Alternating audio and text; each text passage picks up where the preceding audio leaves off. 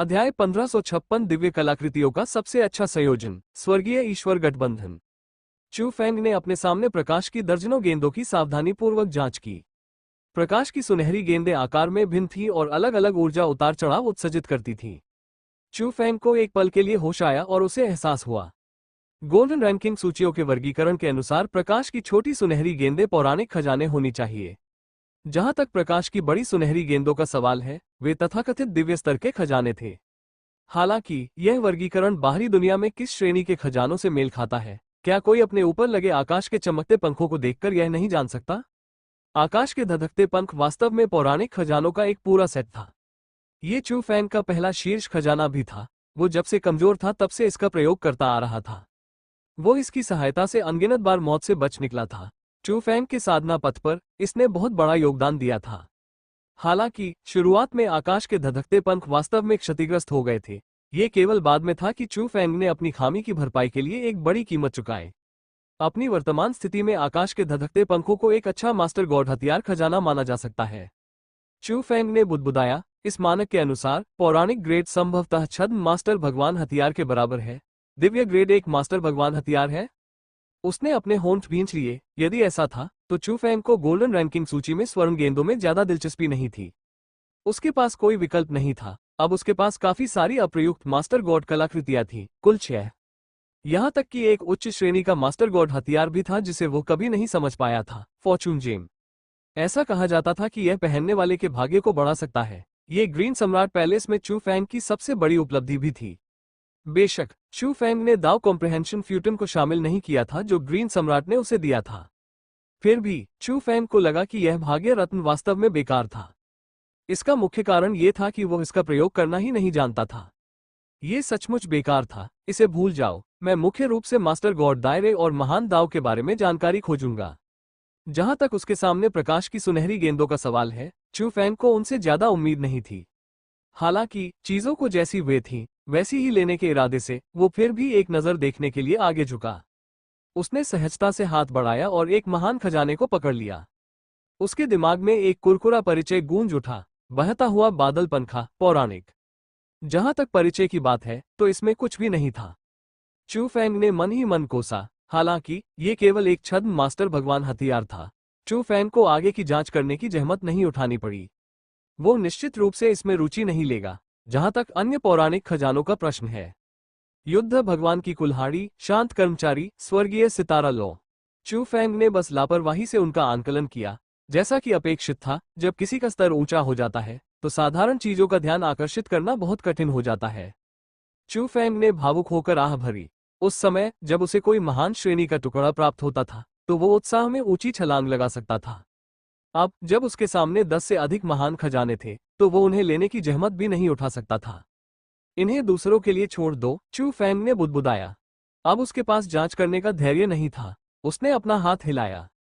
शेष 8 प्रकाश गेंदें उसकी ओर उड़ी। प्रकाश की ये 8 सुनहरी गेंदें सबसे अधिक चमकदार थीं। चू फेंग के अनुमान के अनुसार वे सभी मास्टर भगवान स्तर के खजाने हो सकते हैं। ऐसा प्रतीत होता है कि प्राचीन मानव ने इतने सारे खजाने पीछे छोड़ने के लिए भारी कीमत चुकाई थी। लेकिन अगले ही पल चू फेंग हक्का बक्का रह गया। अरे, क्या तुम मजाक कर रहे हो? अपने सामने रखे 8 करीने से पंक्तिबद्ध खजानों को देखकर चू फेंग की आंखें गुस्से से जल रही थीं। वे सब टूट गए हैं। ये सच था कि वे मास्टर गॉड हथियार थे, लेकिन उन सभी में खामियां थीं। ओरेकल का मुकुट, स्वर्गीय भगवान का हार, पैगंबर दिव्य कृपाण, दिव्य जूते, दिव्य राजा ढाल। ये सभी नाम बहुत प्रभावशाली हैं, लेकिन मुख्य बात यह है कि ये सभी नाम टूटे हुए हैं।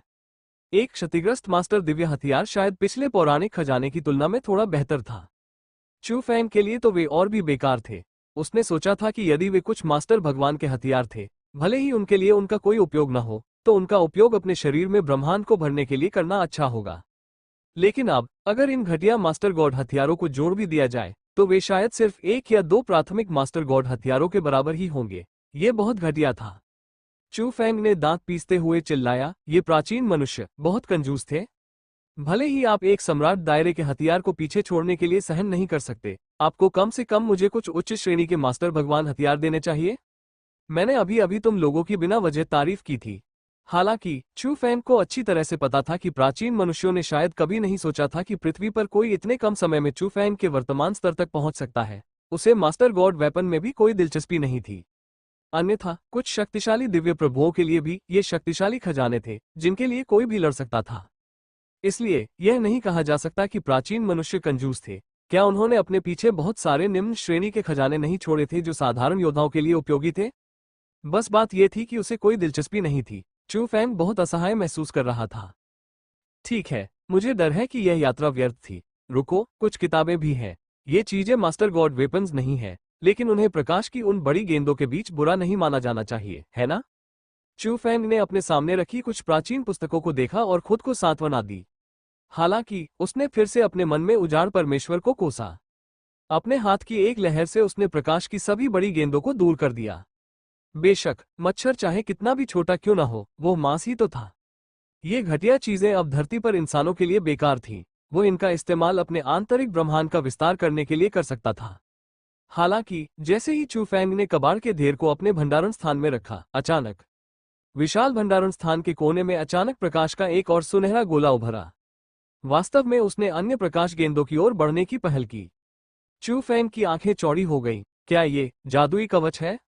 उप दिव्य ग्रेड। ये वास्तव में एक टूटा हुआ मास्टर भगवान हथियार था। गोल्डन रैंकिंग लिस्ट ने इसे एक अच्छा नाम दिया था। हालांकि जैसे जैसे चू फैंग मजबूत होता गया, वैसे वैसे और भी अच्छी चीजें सामने आने लगी।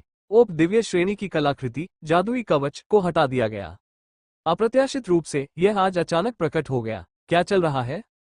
चू फैंग उलझन में था। अगले ही क्षण जैसे ही जादुई कवच अचानक ऊपर आया, वास्तव में प्रकाश की 5 सुनहरी गेंदें एक ही समय में आगे बढ़ी। वे जादुई कवच से मिले। ये सब स्वायत्त था। चू फैंग ने बिल्कुल भी हस्तक्षेप नहीं किया। ओरेकल का मुकुट, स्वर्गीय भगवान का हार, पैगंबर दिव्य कृपाण, दिव्य जूते, दिव्य राजा ढाल और जादुई कवच। चू फैंग को कुछ सूझा। अचानक उसके मन में आश्चर्य की लहर दौड़ गई। ठीक है, जब मैंने जादुई कवच प्राप्त किया तो गोल्डन रैंकिंग सूचियों ने कुछ समझाया था। हाँ, विनिमय सूची में निर्विवाद नंबर 1 खजाना, दिव्य कलाकृति सेट, स्वर्गीय भगवान गठबंधन। क्या जादुई कवच स्वर्गीय देव गठबंधन के घटकों में से एक नहीं है? बाकी 5 भी वही है। चू फैंग को तुरंत सब कुछ याद आ गया। तब वो असहाय महसूस करने लगा, शायद इसलिए कि उन्होंने औपचारिक तरीके से खजाने का आदान प्रदान नहीं किया था। इस तरह का कोई परिचय ही नहीं हुआ था।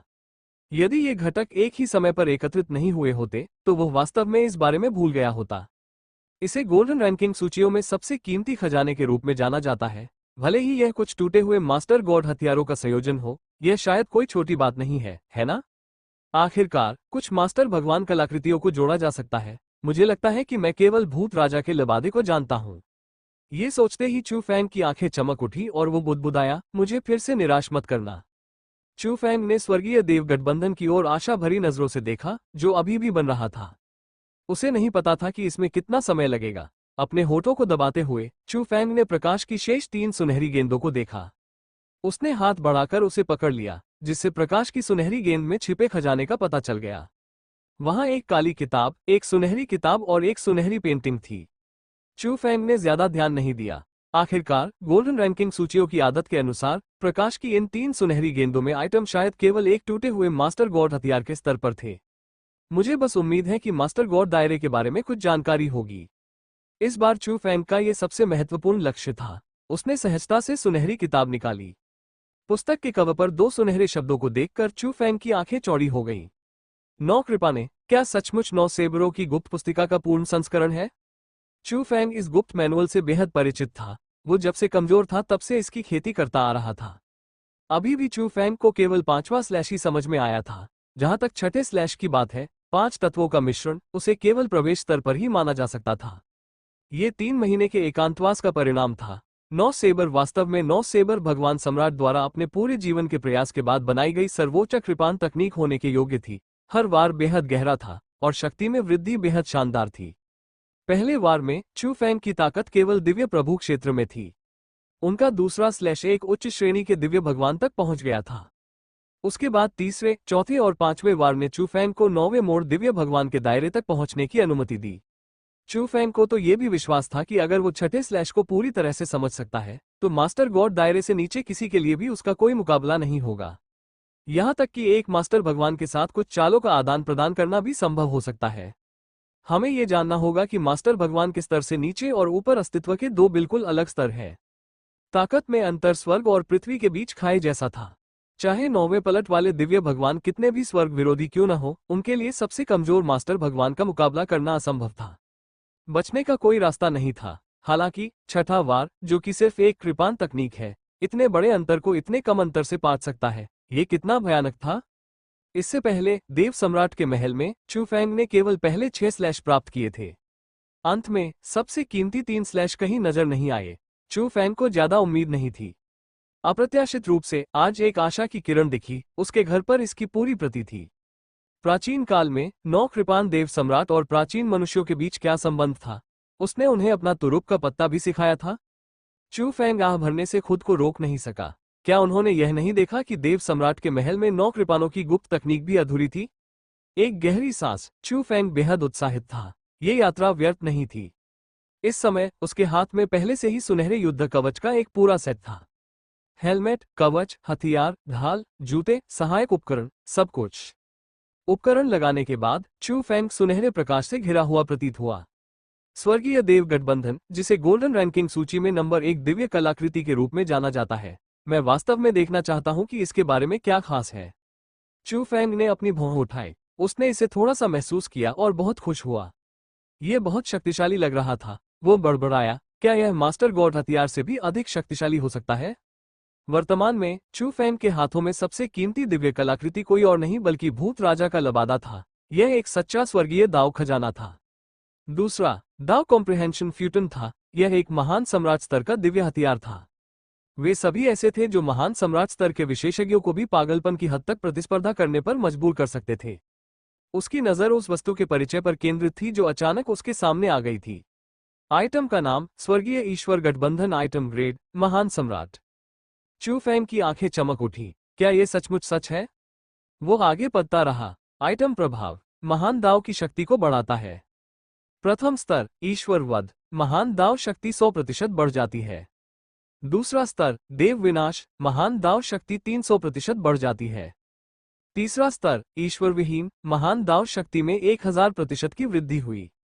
उपयोग की आवश्यकता, इसे किसी विशेषज्ञ के खून से सींचें। ये देखकर चू फैंग एक पल के लिए स्तब्ध रह गया। वो हैरान था। महान दाव शक्ति, यह क्या है? जब योद्धा कमजोर से शक्तिशाली बनते थे तो वे जो ऊर्जा ग्रहण करते थे उसे स्वर्ग और पृथ्वी की शक्ति कहा जा सकता था। हालांकि वो मास्टर देव क्षेत्र से ऊपर के स्तरों के बारे में ज्यादा नहीं जानता था, चू फैंग को मोटे तौर पर थोड़ा बहुत पता था। जब उस स्तर के विशेषज्ञ लड़ते थे तो यह अब एक साधारण ऊर्जा युद्ध नहीं था। इसके बजाय वे हर चाल में अपने दाव सार की शक्ति डालते थे। इस तरह चाहे कोई भी चाल कितनी भी सरल और साधारण क्यों न हो, यह अंततः किसी भी बुरी चीज को जादुई चीज में बदल देती थी। यह न केवल शक्तिशाली था बल्कि इसके सभी प्रकार के जादुई उपयोग भी थे। शायद यह महान दाव की शक्ति है। चू फैंग ने अपनी थोड़ी रगड़ी और अनुमान लगाया। हालांकि संदर्भ के बिना चू फैंग कुछ भी पुष्टि नहीं कर सका। वो शेष 2 खजानों को देखने से खुद को रोक नहीं सका। सुनहरी पेंटिंग खाली थी। चू फैंग ने कुछ देर तक उसका अध्ययन किया लेकिन उसे कुछ समझ नहीं आया। अंत में वो हार मानने को तैयार हो गया। उन्होंने इसे अस्थायी रूप से हटा दिया। दूसरी ओर चू फैंग को अंततः काली किताब से वो मिल गया जो वो सबसे अधिक चाहता था। दाव समाधान। अस्क अस्क, महान दाव को समझाओ। कितना अहंकारी नाम है। चू फैंग ने उपहास किया। स्पष्टतः उन्हें विश्वास नहीं था कि ये तुच्छ प्राचीन मनुष्य इतनी मूल्यवान पुस्तक छोड़ सकते हैं। क्या यह एक और अधूरी किताब हो सकती है? वो बड़बड़ाया। लेकिन अगले ही पल कुछ पन्नों को यूं ही पलटने के बाद चू फैंग की आंखें चौड़ी हो गईं और वह उसमें डूब गया। आधे दिन तक वो हिला तक नहीं। जब उसने फिर से अपनी आंखें खोली तो ऐसा लगा जैसे चू फैंग की आंखों से 2 सुनहरी रोशनियां निकल आईं। दाव समाधान। महान दाव का रहस्य सुलझ गया है। चारों ओर देखते हुए चू फैंग को लगा कि उसके सामने दुनिया को देखने का नजरिया बदल गया है। अतीत में वो संसार को केवल सतही रूप से ही देखता था तथा उसका सार नहीं समझता था। हालांकि दाव सॉल्यूशन पुस्तक ने चू फैंग के लिए एक नया और अलग द्वार खोल दिया। पुस्तक में कहा गया है कि ब्रह्मांड में सब कुछ दाव से बना है।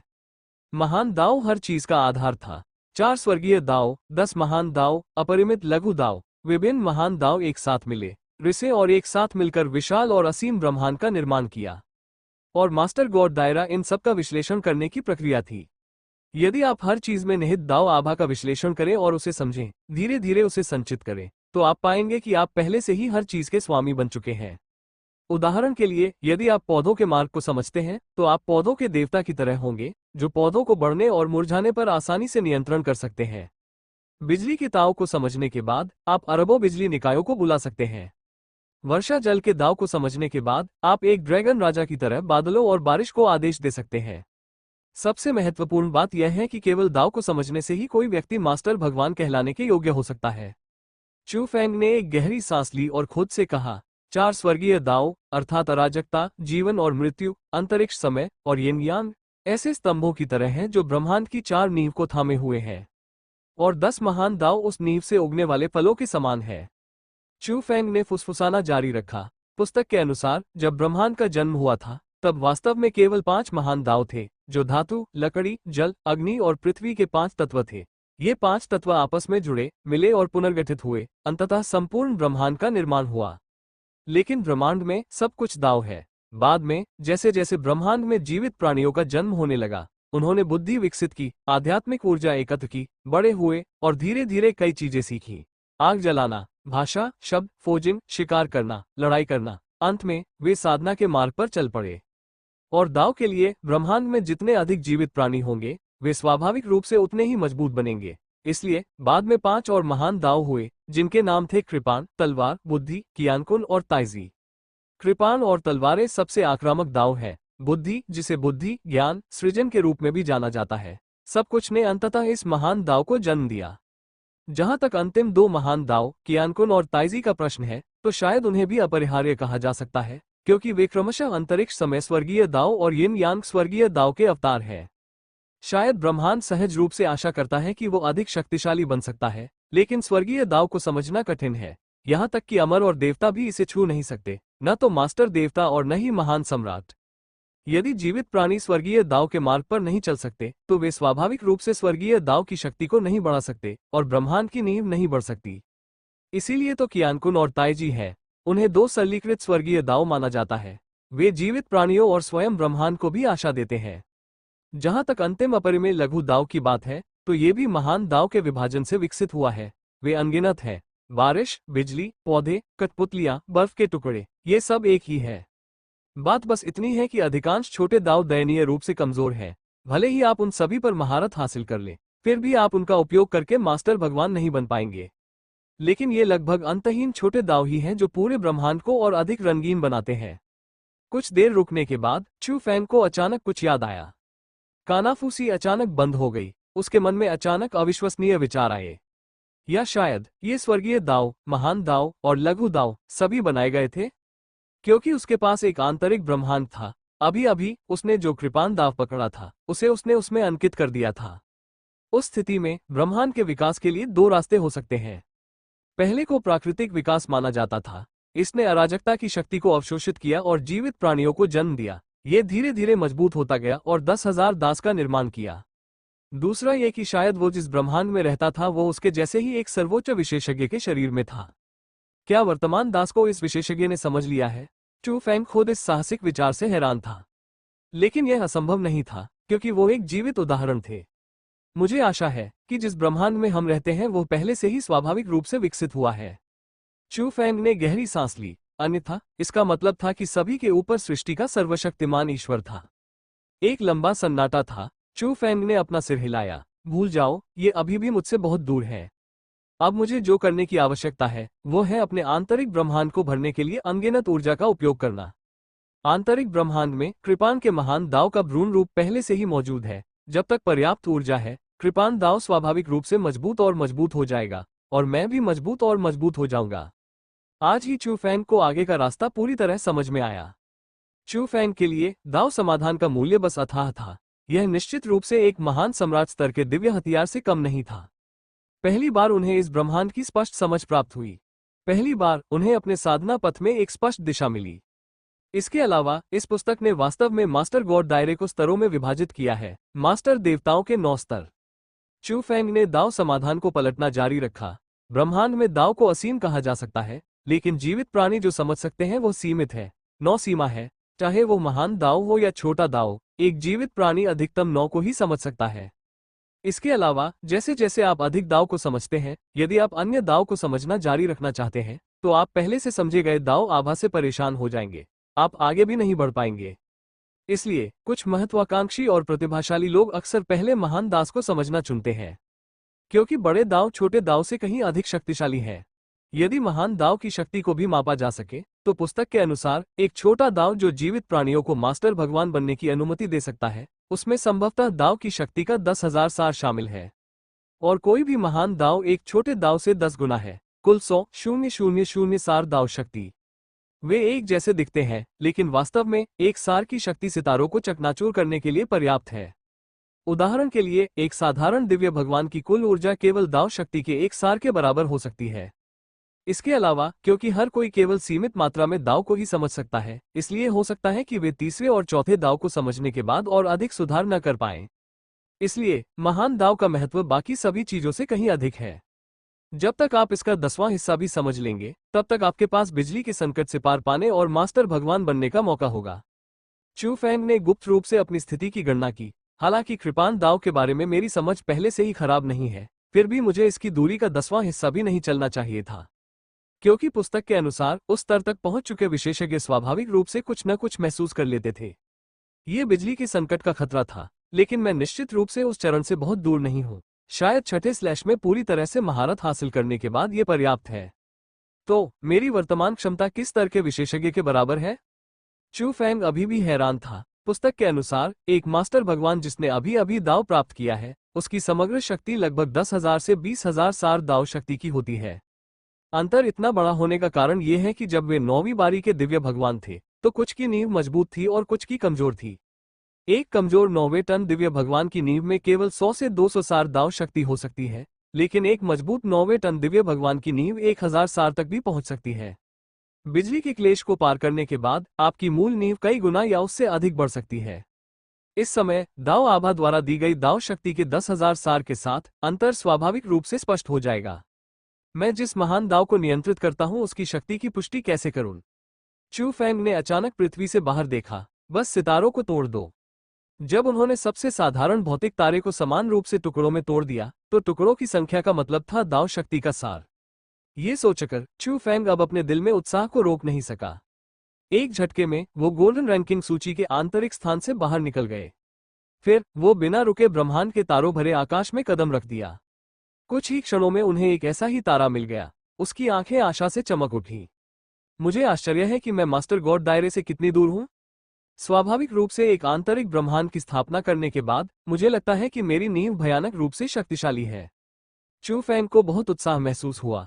अपने सामने अत्यंत साधारण निर्जन ग्रह को देखकर अब उसे कोई चिंता नहीं रही। उसने अचानक अपनी कृपान निकाली और उसकी अनगिनत किरणों ने तुरंत ही आसपास के शून्य को प्रकाशित कर दिया। अगले ही क्षण तलवार की किरण तारों को भेदती हुई निकल गई। गड़गड़ाहट, गड़गड़ाहट, अनगिनत सितारों के टुकड़े बिखरने लगे। चू फेंग के शक्तिशाली नियंत्रण में वे समान रूप से अनगिनत टुकड़ों में बिखर गए। एक विचार के साथ चू फेंग समझ गया, 2000 भाग। दूसरे शब्दों में, मेरी मूल शक्ति 2000 सार तक पहुंच गई है। जैसा कि आंतरिक ब्रह्मांड से अपेक्षित था, यह वृद्धि बहुत भयानक है। चू फेंग को भी लगा कि यह हास्यास्पद है। सैद्धांतिक रूप से कहें तो एक शीर्ष 9वें टन दिव्य भगवान के पास भी केवल 1000 सार होगा जब वह अपनी पूरी ताकत का उपयोग करता है। जहां तक चू फेंग की बात है, तो उसकी नींव दूसरी पार्टी से दोगुनी थी। इसका मतलब यह था कि सिर्फ अपनी बुनियादी ताकत के साथ चू फेंग एक शीर्ष 9वें टन दिव्य भगवान को मौत के घाट उतार सकता था। इसके अलावा मैंने इस स्लैश के लिए अपने दाव आभा के संवर्धन का उपयोग नहीं किया है। चू फेंग मंद मंद मुस्कुराया। अगले ही क्षण उसकी आकृति पुनः चमक उठी। एक अन्य साधारण ग्रह को भी नुकसान उठाना पड़ा। ये ग्रह पृथ्वी से बहुत बड़ा था। हालांकि चू फेंग की कृपान किरण के नीचे यह अभी भी आसानी से टोफू की तरह अनगिनत टुकड़ों में बिखर गया। मेरा कृपान दाव बोनस 1000 सार भी है। इस बार चू फेंग आश्चर्यचकित था। कम से कम चू फेंग ने 9 कृपानों के छठे स्लैश के प्रवेश में महारत हासिल की थी। या फिर यह अभी भी मेरे शरीर में ब्रह्मांड के आयाम के कारण है? इसके अलावा चू फेंग किसी अन्य कारण के बारे में नहीं सोच सका। हालांकि कोई बात नहीं, अगर चू फेंग पूरी ताकत से प्रयास करता है तो वह 3000 सार की भयानक शक्ति को उजागर करने में सक्षम होगा। यह मत भूलिए कि चू फेंग के पास अभी भी महान सम्राट स्तर का दिव्य हथियार था जिसे उसने अभी अभी प्राप्त किया था, स्वर्गीय देव गठबंधन। इस दिव्य अस्त्र की सबसे भयानक बात यह थी कि यह महान दाव की शक्ति को बढ़ा सकता था। पहला स्तर, ईश्वर वध। महान दाव शक्ति 100% बढ़ जाती है। दूसरा स्तर देव विनाश, महान दाव शक्ति 300% बढ़ जाती है। तीसरा स्तर ईश्वर विहीन, महान दाव शक्ति में 1000% की वृद्धि। उपयोग की आवश्यकता, इसे किसी विशेषज्ञ के खून से सींचें। जब तक विशेषज्ञों का पर्याप्त रक्त था, भले ही वो केवल पहले स्तर को सक्रिय कर सके, चू फैंग की सीमा विस्फोटक शक्ति तुरंत 6000 साल तक बढ़ जाएगी। इस ताकत के साथ वो शायद सबसे कमजोर मास्टर भगवान से ज्यादा दूर नहीं था। वो दूसरे पक्ष से लड़ने के लिए पूरी तरह योग्य था। यद्यपि अंत में वह हार जाएगा, कम से कम वो तुरंत मारा तो नहीं जाएगा। आपको ये जानना होगा कि 9वें मोड़ दिव्य भगवान स्तर के योद्धाओं के लिए, यहां तक कि सबसे शक्तिशाली भी महान दाव शक्ति के 1000 अंक प्राप्त कर सकता है। हालांकि अगर वो 10 गुना अंतर वाले सबसे कमजोर मास्टर भगवान का सामना करता, तो वह भी एक ही वार में मारा जाता। महान दाव की शक्ति के अनुसार यदि अंतर 10 गुना होता, तो वो तुरंत मारा जाता। कोई संघर्ष नहीं होगा। इससे मास्टर देवताओं और उनके नीचे के देवताओं के बीच बहुत बड़ा अंतर बताया जा सकता है। यहां तक कि सबसे कमजोर मास्टर भगवान, हालांकि चू फैंग के लिए वो लड़ सकता था या भाग सकता था, ऐसा नहीं था कि वो वापस नहीं लड़ सकता था। बेशक असंख्य सार मास्टर भगवान केवल सैद्धांतिक रूप से मास्टर भगवान स्तर पर था। आखिर ऐसा कौन होगा जो महान भगवान बनने में सक्षम होने के लिए राक्षसी प्रतिभा वाला न हो? सबसे कमजोर मास्टर भगवान का सामना करने के लिए, ईमानदारी से कहें तो महान सम्राट स्तर पर एक का सामना करने की संभावना शायद बहुत अधिक थी। लेकिन कोई बात नहीं, 9वें मोड़ के दिव्य भगवान का चू फैंग जितना शक्तिशाली होना पहले से ही बेहद अविश्वसनीय था। ये कहना कोई अतिशयोक्ति नहीं होगी कि वो भगवान से भी नीचे नंबर 1 व्यक्ति था। और यह सब वास्तव में आंतरिक ब्रह्मांड से उत्पन्न हुआ है। एक सच्चा ब्रह्मांड, हालांकि यह अभी भी बहुत कमजोर था, लेकिन इसके अस्तित्व ने चू फैंग को पहले से ही अनंत संभावनाएं दे दी थी। इस समय चू फैंग को अपनी ताकत बहुत अच्छी तरह से पता थी। अब समय आ गया था कि अगली योजना पर विचार किया जाए। यदि यह वास्तव में वैसा ही था जैसा उसने अनुमान लगाया था, और रसातल दानव सम्राट पहले ही मास्टर गॉड दायरे में प्रवेश कर चुका था, तो उसकी वर्तमान ताकत अभी भी पर्याप्त नहीं थी। इसलिए मेरे पास अभी भी करने के लिए बहुत सारे काम हैं। उसे कृपान दाव को समझना जारी रखना था। जब वो 6ठे स्लैश तक पहुंच जाएगा, तो वो मास्टर गॉड दायरे में आगे बढ़ने में सक्षम हो सकता है। इसके अलावा उसे अपने स्वर्गीय देव गठबंधन को सक्रिय करने के लिए अधिक विशेषज्ञों के रक्त को अवशोषित करने का तरीका भी सोचना था। ये चीज उसकी वर्तमान ताकत को दोगुना कर सकती थी। चू फैंग ईर्ष्यालु कैसे न हो सकता था? लेकिन एक विशेषज्ञ का खून मुझे ये कहाँ मिल सकता है? किसी महान सम्राट स्तर के दिव्य हथियार का विशेषज्ञ कहलाने के लिए कम से कम एक दिव्य भगवान तो होना ही चाहिए, है ना? चू फैंग तुरंत दुविधा में पड़ गया। अभी वो पृथ्वी पर सबसे मजबूत था।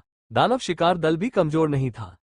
हालांकि वो अंतिम लड़ाई शुरू होने से पहले अपने ही लोगों को मारने की जल्दबाजी में तो नहीं हो सकता, है ना? यदि वो ऐसा करेगा तो वो मूर्ख होगा, है ना? इसके अलावा वहां बहुत कम लोग हैं। यदि ली पेंग और अन्य लोगों ने ये सुना, तो वे शायद डर के मारे मर जाएंगे। यदि हम में से अधिक लोग होते, तो क्या आपके मन में सचमुच ऐसे विचार आते? आहम, चू फैंग अजीब तरह से मुस्कुराया। स्वाभाविक रूप से उन्हें मारना असंभव था, लेकिन यह भी अस्वीकार्य नहीं था कि हर कोई थोड़ा बहुत रक्तदान करे। लेकिन यह निश्चित रूप से पर्याप्त नहीं था। मुझे अभी भी किसी और तरीके के बारे में सोचना है। चू फैंग ज्वालामुखियों से भरे एक निर्जन ग्रह पर पैर फैलाकर बैठा था।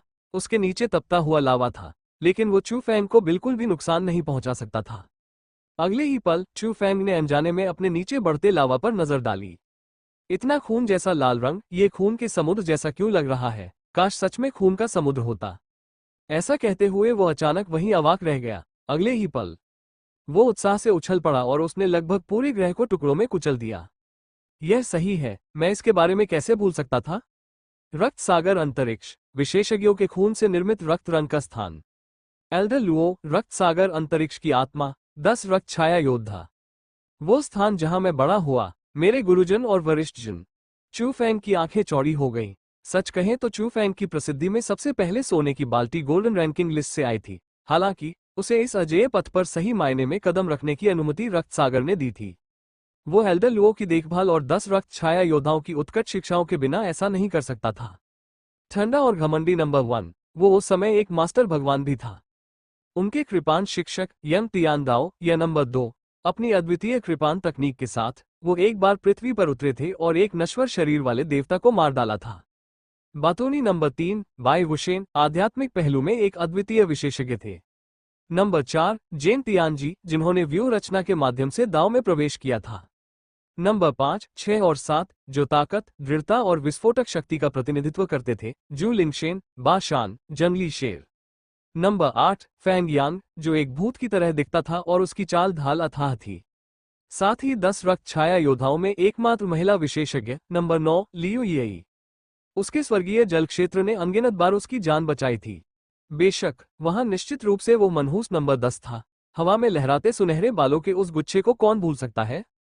अतीत की कुछ बातें उसके दिमाग में गूंजने लगी। चू फैंग के मुंह के कोने अनजाने में सिकुड़ गए और वो बुदबुदाया, मुझे आश्चर्य है कि मेरे स्वामी अब कैसे हैं। जब वे देखेंगे कि उनका पूर्व शिष्य पहले से ही इतना शक्तिशाली है, तो उनकी अभिव्यक्ति क्या होगी। हे, मैं वास्तव में इसका इंतजार कर रहा हूँ। चू फैंग के चेहरे पर एक जानकार मुस्कान दिखाई दी। रक्त सागर में साधना के वे दिन चू फैंग की सबसे संतुष्टिदायक और चिंतामुक्त यादें थीं। वहां कोई संघर्ष नहीं था, मौत से लड़ने का कोई खतरा नहीं था, केवल वरिष्ठों का अथक मार्गदर्शन था। बाद में रक्त सागर के लोग अवतार के रूप में पृथ्वी पर उतरे और पृथ्वी पर मनुष्यों को कठिन प्रथम अथाह राक्षसी ज्वार का विरोध करने में मदद की। चू फैंग रक्त सागर के लोगों के प्रति आभारी था। उनके बिना चू फैंग संभवतः उस युद्ध के दौरान अरबों मनुष्यों के साथ पृथ्वी पर दफन हो गया होता। शायद उस समय रक्त सागर अंतरिक्ष के लोगों ने कभी नहीं सोचा होगा कि जिस छोटे बच्चे को उन्होंने अंतहीन अकेलेपन और ऊब का अनुभव करने के बाद पढ़ाया था, वो इस स्तर तक पहुंच सकता है। तो फिर चलो चले और देखें कि 1 साल से भी अधिक समय के बाद उन बूढ़े लोगों में क्या बदलाव आया है। चू फैंग की आंखें आशा से भरी थीं। बिना किसी हिचकिचाहट के वो बाहर निकला और ब्रह्मांड की गहराई में गायब हो गया। धरती। अचानक एक अथाह मार्ग खोजने के बाद चू फैंग ने बिना किसी को सूचित किए चुपचाप प्रवेश किया। रसातल के पहले स्तर में स्वर्ग सील महान सरणी के सामने पहुंचकर चू फैंग ने चुपचाप चारों ओर नजर घुमाई। अंततः ये समय की मार झेल नहीं सकता। ये चौंकाने वाला व्यू, जिसे प्राचीन काल में कभी समस्त मानव जाति ने स्थापित किया था, समय और दानव सम्राट के निरंतर क्षरण के कारण पूरी तरह से बिखरने वाला था।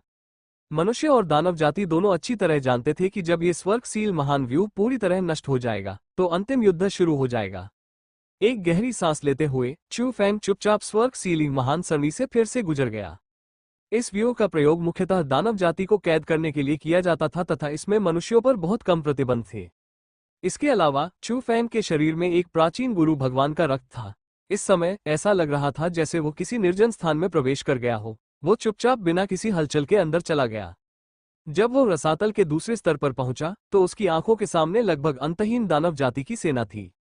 ऐसा प्रतीत होता है कि दानव सम्राट ने पहले से ही निर्णायक युद्ध की तैयारी कर ली थी और वो केवल अवसर की प्रतीक्षा कर रहा था। दुश्मन को सचेत किए बिना चू फैंग ने खुद को छुपा लिया और तेजी से उस द्वीप की ओर बढ़ गया जहां रक्त सागर स्थान था। उनमें से सबसे शक्तिशाली केवल एक साधारण दिव्य भगवान था। वो चू फैंग के अस्तित्व को बिल्कुल भी महसूस नहीं कर सकता था। रास्ते में वो अभी भी दानव जाति के सैनिकों की एक अंतहीन सेना को यहां इकट्ठा होते हुए देख सकता था। चू फैंग के दिल में तात्कालिकता की भावना मजबूत हो गई। दानव जाति इतनी शक्तिशाली कब हो गई? 1 साल पहले रसातल में बहुत कम दिव्य श्रेणी के विशेषज्ञ थे। अब दिव्य भगवान विशेषज्ञों का एक समूह दिखाई दिया है। वह रुका और ध्यान से देखने लगा, जैसे कि उसने कुछ सोचा हो। चू फैंग का दिल बैठ गया। उनके शरीर में सार ऊर्जा प्रवाहित हो रही है। वे सभी तीसरी दुनिया से आए थे। Demon palace. इससे पहले चू फैंग ने अनुमान लगाया था कि एबिस डेमन रेस का शायद तीसरी दुनिया के साथ गहरा रिश्ता था। यह भी अज्ञात था कि क्या वे सहयोग कर रहे थे। अन्यथा दानव सम्राट का पुत्र, दानव पुत्र एरक्यू, तीसरी दुनिया में इतना अच्छा कैसे कर सकता था? अचानक उसके मन में एक भयानक विचार आया। उन दोनों के बीच संभवतः सहयोगात्मक संबंध उतना सरल नहीं था। वास्तव में डेमोन पैलेस को नियंत्रित करने वाला व्यक्ति दानव सम्राट था। तीसरी दुनिया दानव सम्राट का असली आधार शिविर था, शक्ति संचय करने का स्थान। पृथ्वी रसातल ग्रह के रूप में जो रसातल था, हालांकि इसके संसाधन पृथ्वी की तुलना में बहुत बेहतर थे, लेकिन इसे अपने शुरुआती वर्षों में भारी क्षति भी झेलनी पड़ी थी। ये दिव्य भगवान क्षेत्र में एक विशेषज्ञ को पोषित करने के लिए पर्याप्त नहीं था।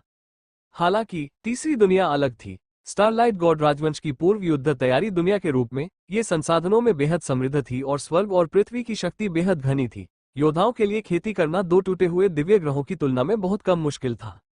कोई आश्चर्य नहीं कि दानव सम्राट इतना शक्तिशाली हो सकता है, भले ही अथाह ऊर्जा इतनी खराब हो। उसके दिल में जो संदेह था वो अंततः दूर हो गया। हालांकि चू फैंग के कंधों पर दबाव बढ़ गया, क्योंकि इतने सालों के बाद किसी को नहीं पता था कि दानव सम्राट ने गुप्त रूप से कितनी ताकत जमा कर ली थी। सतह पर तीसरी दुनिया में एक हॉल, एक अकादमी, 3 महल और 4 क्षेत्र थे। Starlight Hall, Heavenly Book Academy, Demondon Palace, Human Imperial Palace, Fen Celestial Palace, Soul Realm, Galaxy Realm, Stone Realm, Ware Realm और शीर्ष पायदान बल। किसी को नहीं पता था कि दानव सम्राट ने कितने विशेषज्ञों को अपने साथ शामिल कर रखा था। चू फैंग केवल एक मोटा अनुमान ही लगा सकता था। स्टारलाइट हॉल का रुख अस्पष्ट और काफी रहस्यमय है। उन्हें पूर्व स्टारलाइट गॉड राजवंश से संबंधित होना चाहिए। उन्हें इसमें शामिल नहीं होना चाहिए। मैं हेवनली बुक एकेडमी से अच्छी तरह परिचित हूँ। बिंग याओ उपनिदेशक है, लेकिन उनके दुश्मन भी है। डुआन यांगयुन, जो उपनिदेशकों में से एक है, का मेरे साथ कई बार झगड़ा हुआ है, इसलिए मैं उन्हें इसमें शामिल नहीं कर पाऊंगा। जहां तक डेमोनडॉन पैलेस और ह्यूमन इंपीरियल पैलेस का सवाल है, वे दोनों पुनर्तः प्राणघातक शत्रु हैं। फाइन सेलेस्टियल पैलेस और शेष 4 क्षेत्रों के साथ कोई दोस्ती नहीं है। एक साधारण गणना के बाद चू फैंग को अचानक लगा कि वो चारों तरफ से घिरा हुआ है। ऐसे बहुत कम सहयोगी थे जिन्हें वो अपने साथ जोड़ सके। दूसरी ओर दानव सम्राट ने कई वर्षों तक तीसरी दुनिया पर कब्जा कर रखा था और वो शक्तिशाली था। कौन जानता था कि उसने गुप्त रूप से क्या किया था? ओह, सौभाग्य से मैं पहले से जांच करने के लिए रसातल में आया था। अन्यथा अंतिम लड़ाई के दौरान अचानक प्रकट हुए विशेषज्ञों के एक बड़े समूह का सामना करना परेशानी भरा होगा। चू फैंग पर दबाव तो बढ़ गया, लेकिन वो खुश भी था। नहीं, मैं बस बैठकर मौत का इंतजार नहीं कर सकता। मुझे कुछ सहयोगियों को जोड़ने का तरीका सोचना होगा, अन्यथा पृथ्वी पर केवल उन विशेषज्ञों के साथ मुझे डर है कि वे पर्याप्त नहीं हैं। जैसे ही वो सोच रहा था, आगे ही वो सुनसान द्वीप जहां रक्त सागर स्थित था, धुंधला धुंधला दिखाई देने लगा। यह सही है, अगर मैं उन बूढ़े लोगों को पृथ्वी पर खींच सकता हूं, तो चिंता की क्या बात है? 10 रक्त छाया योद्धा बड़े लोग थे जिन्होंने प्राचीन काल में एक क्षेत्र पर कब्जा कर लिया था। रक्त सागर अंतरिक्ष के जिस स्वामी का वे अनुसरण कर रहे थे, वो स्टारलाइट देव सम्राट के बाद दूसरे स्थान पर आने वाले महान अद्वितीय विशेषज्ञों में से एक थे। इस तरह 10 रक्त छाया योद्धा कैसे मजबूत नहीं हो सकते थे? सबसे कमजोर उच्च श्रेणी के दिव्य भगवान स्तर पर था। उनमें से नंबर 1 जैसे विशेषज्ञ वास्तविक मास्टर भगवान थे। नंबर 2 यंग तियानडाओ को मास्टर गॉड दायरे के नीचे एक अजेय विशेषज्ञ के रूप में भी जाना जाता था। यह एक ऐसी ताकत थी जिसे कोई भी नजरअंदाज नहीं कर सकता था। ये सोचते ही चू फैंग को तुरंत उत्साह हुआ और वो अपने सामने एकांत द्वीप पर चला गया। वो अपनी याददाश्त में उस मार्ग का अनुसरण करता रहा। कुछ ही देर बाद एक परिचित नमकीन गंध उसके नथुनों में घुसने लगी। मैं यहाँ हूँ। 9:27 गुफा का प्रवेश द्वार पार करते ही उसके सामने का क्षेत्र अचानक खुल गया। लहरों की आवाज सीटी बजाती हुई ऊपर तक पहुंच गई। चू फैंग को पता था कि यह खून का एक विशाल समुद्र था। मैं यहाँ हूँ। गुफा का प्रवेश द्वार पार करते ही उसके सामने का क्षेत्र अचानक खुल गया। लहरों की आवाज सीटी बजाती हुई ऊपर तक पहुंच गई। उसी समय एक जोरदार विस्फोट हुआ। अरे, तुम कौन हो? मेरे रक्त सागर क्षेत्र में घुसने की तुम्हारी हिम्मत कैसे हुई? चू फैंग ने देखा कि चमकीले पीले बालों वाला एक युवक एक नुकीला डंडा पकड़े हुए था। उसके मुंह के कोने थोड़े मुड़े हुए थे और वो जानबूझकर मुस्कुराया। इस गोरी लड़की को फिर से दरवाजा देखने के लिए कब फेंका गया? क्या उसने एल्डर लुओ और अन्य लोगों को फिर से अपमानित किया? टीएसके, वो हर दिन मौत का सामना कर रहा है, लेकिन उसे फिर से तैयार नहीं किया गया है। ये देखा जा सकता है कि अन्य रक्त छाया भाई वास्तव में उससे प्यार करते हैं। अपना मुंह खोलकर चू फैंग बोलने ही वाला था कि गोरी लड़की का नुकीला डंडा नीचे गिर गया। वो पहले की तरह ही अहंकारी था। जब वो जोर जोर से हंस रहा था तो उसके चमकीले सुनहरे बाल हवा में लहरा रहे थे। यह अंधा आदमी कहाँ से आया है? एक नजर में ही तुम बता सकते हो कि यह अच्छा इंसान नहीं है। मैं तुम्हें मार डालूंगा। गोरी लड़की को देखकर, जो जानलेवा आभा उत्सर्जित कर रही थी और उसे मारना चाहती थी, चू फैंग कुछ पल के लिए स्तब्ध रह गया, फिर कुछ समझ पाया। वो अपने शरीर से निकलने वाली ब्रह्मांड की शक्ति से ढका हुआ था, यहाँ तक कि 9वें पलट के दिव्य भगवान भी उसके असली शरीर को नहीं देख सकते थे। इस समय वो कोहरे की परतों में ढका हुआ एक अदृश्य व्यक्ति जैसा था। साधारण विशेषज्ञों के लिए तो वे उसका पता भी नहीं लगा सकते थे। पहले की तरह रसातल में दिव्य प्रभुओं ने उसे नहीं खोजा था। केवल गोरी जैसी प्राचीन विशेषज्ञ ही, जो विशेषज्ञों की आभा के प्रति बहुत संवेदनशील थी, इसे महसूस कर सकती थी। हालांकि वो ब्रह्मांड के अलगाव के माध्यम से चू फैंग की असली पहचान का पता लगाने में असमर्थ था। क्या आप मुझे एक घुसपैठिया मान रहे हैं? चू फैंग मुस्कुराया। फिर वो चंचल हो गया। जब वो कमजोर था तो उस गोरी ने उसे कई बार परेशान किया था। हालांकि उस समय चू फैंग के पास कोई सबूत नहीं था और वो ये पता नहीं लगा सका कि वो कौन था। फिर भी उसे एक बार खून के समुद्र में फेंक दिया गया था। अन्य वरिष्ठ लोग अपने अहंकार के कारण ऐसा नहीं करते थे। केवल गोरी, दूसरों द्वारा तंग किए जाने के बाद, उसने केवल चू फैंग पर ही गुस्सा निकालने का साहस किया। और वो बहुत चालाक था। उनमें किसी भी प्रकार से विशेषज्ञ जैसा व्यवहार नहीं था। वाह! अतीत को याद करते हुए चू फैंग तुरंत उत्साहित हो गया। पहले वो उसे हराने के लिए बहुत कमजोर था। भले ही उसने अनुमान लगाया हो कि यह गोरी का काम है, लेकिन उसने कोई उपद्रव करने की हिम्मत नहीं की। अब यह अलग था। यद्यपि इस व्यक्ति की छठी बारी दिव्य भगवान शक्ति काफी असाधारण थी, फिर भी वो अपनी आंखों में बहुत कमजोर था। अब बदला लेने का समय आ गया था। Ask ask ask. लेकिन अगले ही पल चू फैंग ने केवल मुस्कुराया और धीरे से अपना हाथ बढ़ा दिया। आराम की अवस्था में उसने बलपूर्वक नुकीली छड़ी पकड़ ली। यहां तक कि क्लब पर लगे खतरनाक कांटे भी उसका कुछ नहीं बिगाड़ सके। वो गोरा आदमी हैरान रह गया। उसकी पुतलियां सिकुड़ गईं और उसके बाल खड़े हो गए। बहुत मजबूत, उसकी पूरी ताकत के हमले को इतनी आसानी से झेलने में सक्षम होने के कारण जो व्यक्ति आया था वो कम से कम एक 7वें पलट वाले दिव्य भगवान तो था ही। वो तो 8वें क्रम के दिव्य भगवान भी थे। प्राचीन काल में भी ऐसा विशेषज्ञ निश्चित रूप से कोई अनाम नहीं था। अरे छोड़ो, गोरी महिला उस नुकीली छड़ी को हटाकर मदद के लिए पुकारना चाहती थी। हालांकि चू फैंग उससे कहीं अधिक शक्तिशाली था। चाहे गोरी महिला ने कितनी भी कोशिश की, नुकीला डंडा हिला तक नहीं। अस्क अस्क अस्क, तुम जाना चाहते हो? अब मेरी बारी है। चू फैंग की हंसी और भी अधिक निर्लज हो गई। उसके शरीर में समाये ब्रह्मांड की आड़ में उसकी आवाज भी अनगिनत बार खोखली हो गई थी। यहां तक कि वो स्थान भी जहां वे दोनों लड़ रहे थे पूरी तरह से अलग थलग हो गया था। चू फैंग ने भौं उठाए। आंतरिक ब्रह्मांड का उपयोग वास्तव में इस तरह किया जा सकता है? उसके मन में एक विचार को आया था। गोरी लड़की को चिढ़ाने के इरादे से चू फैंग ने लापरवाही से अपना हाथ हिलाया। दुनिया में तुरंत सैकड़ों चमकदार कृपाण किरणें संघनित हो गई। ये सांसों को रोक देने वाला था। प्रत्येक कृपाण किरण में छठे मोड़ की शक्ति थी। ये दृश्य देखकर गोरी लड़की घबरा गई और उसका दिल कांप उठा। नौवां टन दिव्य भगवान। अपने हाथ की एक लहर से ऐसी शक्ति प्राप्त करने के लिए 9वें पलट वाले दिव्य भगवान के अलावा गोरी और किसी अन्य संभावना के बारे में नहीं सोच सकती थी। सब खत्म हो गया, यहां तक कि बॉस भी उसे समय पर नहीं बचा सके। दूसरे भाई को वो अंतिम कदम उठाने में मदद करने के लिए बॉस, एल्डर लुओ और दूसरे भाई इन दिनों दूसरे स्थान पर साधना कर रहे थे। ऐसा लग रहा था कि वे अपने स्वामी द्वारा छोड़ी गई कुछ गुप्त तकनीकों का अभ्यास कर रहे थे। भले ही उन्हें रक्त सागर में असामान्यता का आभास हो, फिर भी वे संभवतः कम समय में वापस नहीं जा पाएंगे। इसके अलावा इस अजीब स्थानिक अलगाव तकनीक के कारण वो सूचना का एक अंश भी संचारित नहीं कर सकता था। ये धीरे धीरे उसे ब्रह्मांड के महान दाव से भी अलग कर रहा था। महान दाव के समर्थन के बिना वो केवल कमजोर होता जाएगा। अंत में वो शक्तिहीन हो गया। ऐसा शानदार और स्वर्ग विरोधी तरीका गोरी की कल्पना की सीमाओं को पूरी तरह से पार कर गया था।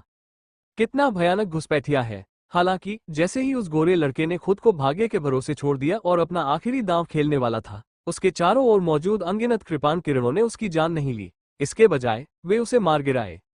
गोरी लड़की बहुत दर्द में थी, हालांकि उन्हें कोई चोट नहीं आई। क्या हो रहा है? क्या तुम मुझे मार नहीं डालोगे? गोरी लड़की और भी अधिक हैरान हो गई। अगले ही पल पापा, एक तीखी आवाज के साथ गोरी के चेहरे पर कोड़े का निशान उभर आया। गोरी लड़की बहुत गुस्से में थी। धिक्कार है, तुम तो मेरा सिर ही काट सकते हो। तुम मेरे चेहरे पर थप्पड़ क्यों मार रहे हो? ये बहुत ज्यादा है, मैं तुम्हारे साथ लड़ूंगा। गोरी लड़की अपने नुकीले दांत और पंजे लहराते हुए आगे बढ़ी। लेकिन तभी अनगिनत कोड़ों की छायाओं ने उसे पीछे धकेल दिया। वो दर्द से चिल्ला उठा। हाँ, मैं कभी भी प्रतिशोधी व्यक्ति नहीं रहा हूँ। मैं सीनियर नंबर 10 की चकमा देने की क्षमता का प्रशिक्षण दे रहा हूँ। थोड़ी ही देर में उसकी गति काफी बढ़ गई। चू फैंग मुस्कुरा रहा था। वो तेज कैसे नहीं हो सकता?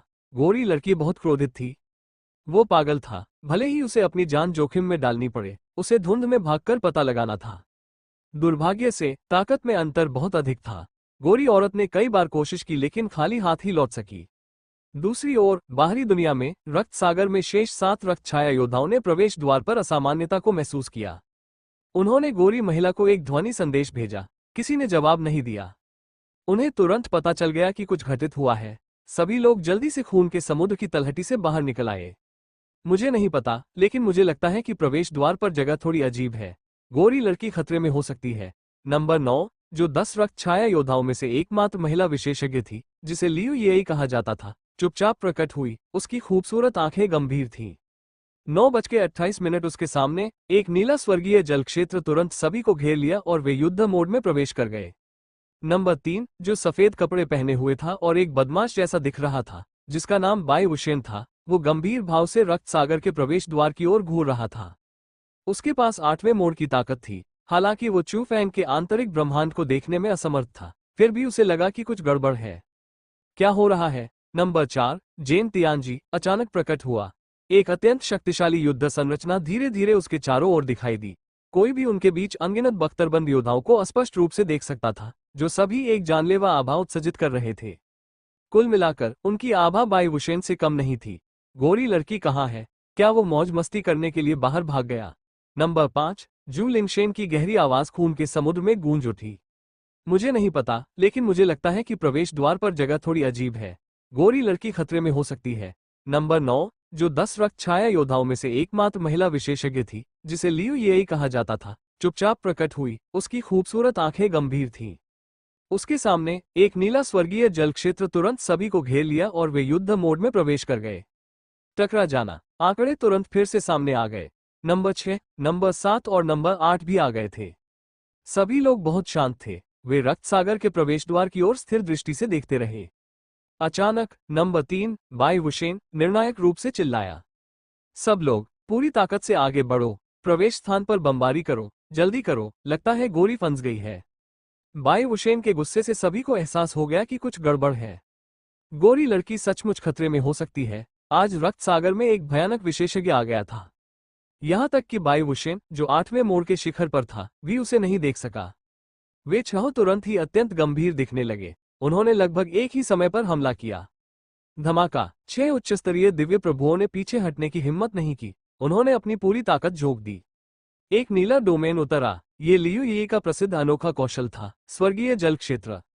एक डोमेन प्रकार की हत्या चाल के रूप में, यह एक पल में नीचे उतर सकता है और रक्त सागर के प्रवेश द्वार को पूरी तरह से घेर सकता है, अंधेरे में व्यक्ति को बाहर निकालने के लिए। वहीं अन्य लोग भी निष्क्रिय नहीं बैठे थे। बाई वुशेन और जेन तियानजी सबसे शक्तिशाली थे। उनमें से एक ने एक उग्र आध्यात्मिक तूफान को उकसाया, जबकि दूसरे ने हजारों युद्ध संरचनाओं को नियंत्रित किया और प्रवेश द्वार पर शून्य में भाग गया। उसके पीछे पीछे जू लिंगशेन और अन्य लोग भी थे। कोई भी पीछे नहीं हटा, कोई भी लड़ने से नहीं डरा। हालांकि वे आमतौर पर उस गोरे लड़के से घृणा करते थे, लेकिन महत्वपूर्ण क्षण में हर कोई उसे बचाने के लिए अपनी जान जोखिम में डालने को तैयार था। Boom boom boom. ऊर्जा के बढ़ते उतार चढ़ाव के कारण ये प्राचीन समुद्र, जो करोड़ों वर्षों से शांत था, उबलने लगा। एक क्षण में रक्त की लहरें उठ गईं। शक्तिशाली उतार चढ़ाव ने ब्रह्मांड क्षेत्र में गोरी महिला की आशा को भी प्रज्वलित कर दिया। हा, मेरी सेना आ गई है। बस तुम रुको, तुम धूर्त आदमी। अगर तुमने मुझे अभी नहीं मारा, तो अब तुम्हारे पास कोई मौका नहीं होगा। ये गोरी लड़की सचमुच बहुत ही प्यारी और मूर्ख थी। वो उन 6 लोगों से परेशान नहीं था जो पहले ही ब्रह्मांड के क्षेत्र में प्रवेश कर चुके थे। उसने दिलचस्पी के साथ गोरी को कोड़े मारना जारी रखा। गोरी लड़की ने मुंह बनाया और चीखी, वो ठीक सामने है। बाई वुशेन की आंखें चमक उठी। उसने गोरी की आवाज सुनी। अगले ही पल वो दुखी गोरी लड़की सबके सामने आ गई। ये देखकर कि वो कौन था, गोरा रोने वाला था। उसकी आवाज दहाड़ते हुए रो रही थी, वो भाइयों, हमला करो, उसे मारो। एक आदमी को मारा जा सकता है, लेकिन अपमानित नहीं किया जा सकता। लेकिन इस कमीने ने मुझे 13,000 बार कोड़े मारे। बाई वुशेन और अन्य लोग भी युद्ध के मैदान को आश्चर्य से देख रहे थे। वो गोरा लड़का बहुत दुखी दिख रहा था, लेकिन वास्तव में उसे कोई चोट नहीं लगी थी। उसके सामने एक धुंधली आकृति खड़ी थी। वे इसे बिल्कुल भी नहीं देख सके। क्या चल रहा है? क्या उस व्यक्ति का कोई बुरा इरादा नहीं है? बाई वुशेन ने सोचा, अन्यथा वो गोरी लड़की मर चुकी होती। लेकिन दोबारा सोचने पर, चाहे उस रहस्यमय व्यक्ति के इरादे कुछ भी हो, वो उसे अपने भाई के साथ इस तरह खिलवाड़ नहीं करने दे सकता था। उसे पकड़ो, तुरंत। बाई वुशेन के दिमाग में एक योजना आई। भले ही दूसरा पक्ष एक साधारण 9वीं बारी का दिव्य भगवान हो, फिर भी वे सातों एक साथ काम करने से नहीं डरेंगे। यदि दूसरा भाई भी यहाँ होता, तो 9वें मोड़ वाले दिव्य भगवान को मारना असंभव नहीं था। अन्यथा क्या 10 प्राचीन रक्त छाया योद्धाओं की प्रतिष्ठा सिर्फ दिखावे के लिए थी? मारना। इसके साथ ही गोरी लड़की सहित वे सातों लोग अलग अलग व्यक्ति बन गए। जेन तियानजी की व्यूह रचना के नेतृत्व में सभी एक हो गए। ऐसा लग रहा था कि वो अधिक गंभीर हो गया है। Ask ask ask. कोहरे से एक तीखी, अमानवीय हंसी निकली। एक चमकदार कृपाण किरण निकली और सीधे बाई वुशेन और अन्य लोगों पर टूट पड़ी। बहुत शक्तिशाली, हम इसका सीधा विरोध नहीं कर सकते।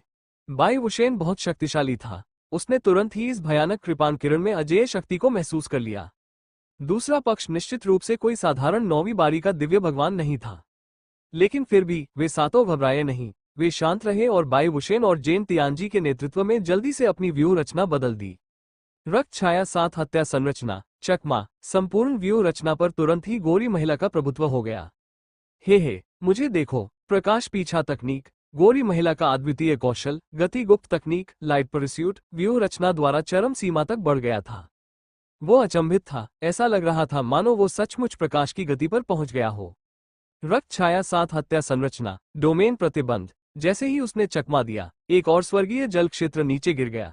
जहां चू फैंग था वहां कोहरे को रोक दिया और कृपाण किरण की गति को धीमा करने की कोशिश की। रक्त छाया साथ हत्या संरचना, आध्यात्मिक शौक। जब वे लड़ रहे थे और भाग रहे थे तो उनमें जवाबी हमला करने की ताकत भी थी। चू फैंग आश्चर्यचकित था, क्या रहस्यमयी व्यूहरचना है। ये वास्तव में सभी प्रकार की जटिल लड़ाइयों के लिए अनुकूल होने हेतु सभी की शक्तियों का पुनर्तः उपयोग कर सकती है। चू फैंग को ऐसा महसूस हुआ मानो वो बिना किसी कमजोरी के एक अत्यंत व्यापक 9वें टन दिव्य भगवान से लड़ रहा था। यदि 10 रक्त छाया योद्धा पूर्ण है और मास्टर गॉड दायरे में नंबर 1 नेता है, मुझे डर है कि साधारण मास्टर गॉड विशेषज्ञ उनका मुकाबला नहीं कर सकते हैं।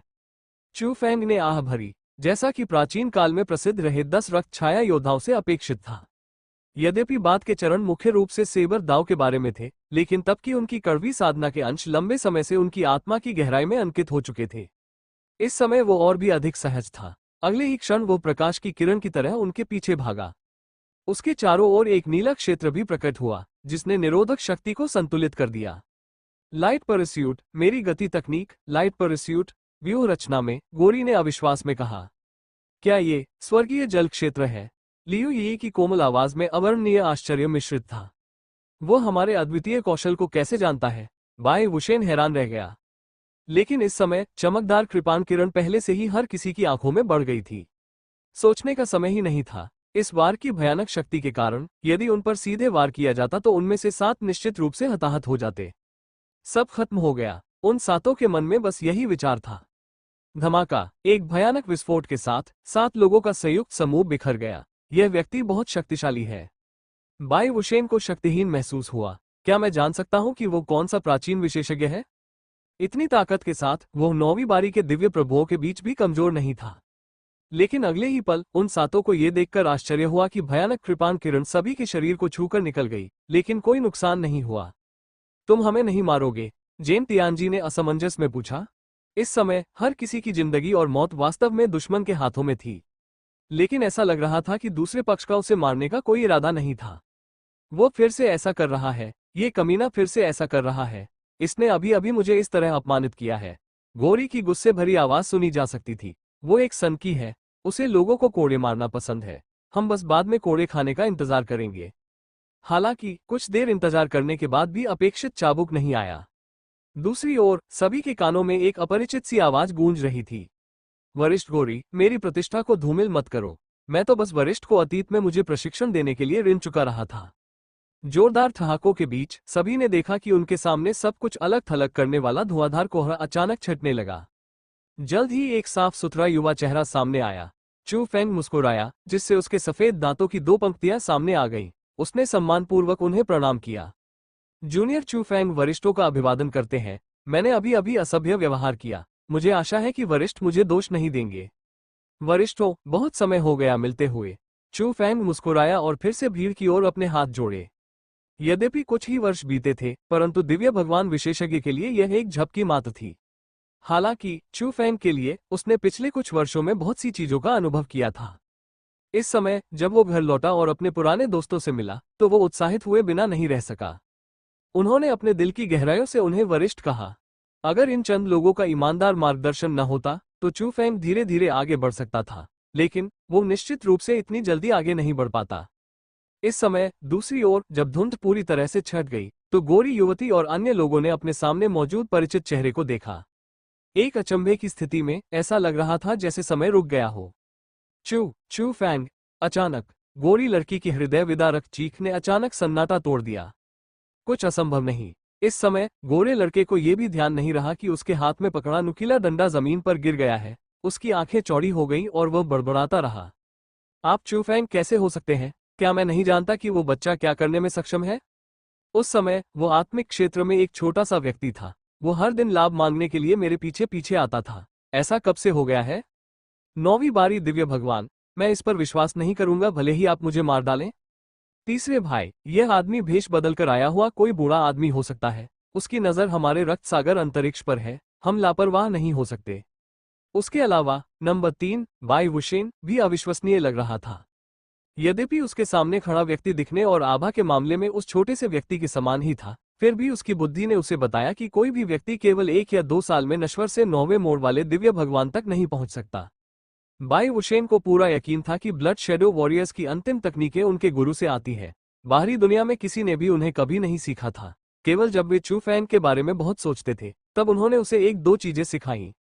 क्या ये चू फैंग है? बाई वुशेन थोड़ा अनिश्चित था। उनमें से कुछ ने एक दूसरे की ओर देखा, जैसे ही हर कोई संदिग्ध महसूस कर रहा था। नंबर 9 लियू यी ने अपनी भौहें उठाईं और अचानक चू फैंग को घेरने के लिए स्वर्गीय जल डोमेन का उपयोग किया। अपने स्वर्गीय जल क्षेत्र का उपयोग करें। यदि यह मेरे क्षेत्र के साथ विलय कर सकता है, तो आप निस्संदेह चू फैंग बन जाएंगे। ये देखकर कि हर कोई उसकी ओर देख रहा था, लियू यी ने समझाया, उस समय जब मैंने चू फैंग को क्षेत्र सिखाया था, क्योंकि मेरे पास उपयुक्त आधार खजाना नहीं था, तो मैंने सीधे अपने क्षेत्र से क्षेत्र की आत्मा का एक हिस्सा अलग कर दिया था। वे मूल रूप से एक ही स्रोत से थे, इसलिए अब इसे मिलाने में निश्चित रूप से कोई समस्या नहीं होगी। सबको एहसास हुआ। उस समय उन्होंने चू फैंग को भी देखा। ये बताने का एक अच्छा तरीका था कि यह आदमी असली है या नहीं। एक ही मूल का डोमेन, इसे नकली बनाना आसान नहीं था। चू फैंग के चेहरे पर असहाय भाव था। हे भगवान, मैं आप लोगों से मिलने के लिए खुशी खुशी यहाँ आया हूँ, लेकिन वास्तव में मुझ पर संदेह किया जा रहा है। ठीक है, सचमुच शायद वो भी इस पर विश्वास नहीं करता। एक झपकी में ही उस कमजोर छोटे से बच्चे ने एक छलांग में उन्हें पीछे छोड़ दिया था। कोई भी समझ नहीं सका। चू फैंग कुछ भी कहने की जहमत नहीं उठा सका। उसने सीधे स्वर्गीय जल क्षेत्र का इस्तेमाल किया। रक्त सागर में नीली धुंध छा गई। अगले ही क्षण, लगभग बिना किसी प्रतिरोध के, ये लियू यी के स्वर्गीय जल क्षेत्र के साथ विलीन हो गया। ये दृश्य देखकर एक कर्कश ध्वनि हुई। गोरी का जबड़ा अचानक खुला रह गया। बाई वुशेन की मानसिक शक्ति अचानक विस्फोटित हो गई और ऐसा लगा कि उसने नियंत्रण खो दिया है। नंबर 4 जेन तियानजी भी कड़वी मुस्कान के साथ मुस्कुराया।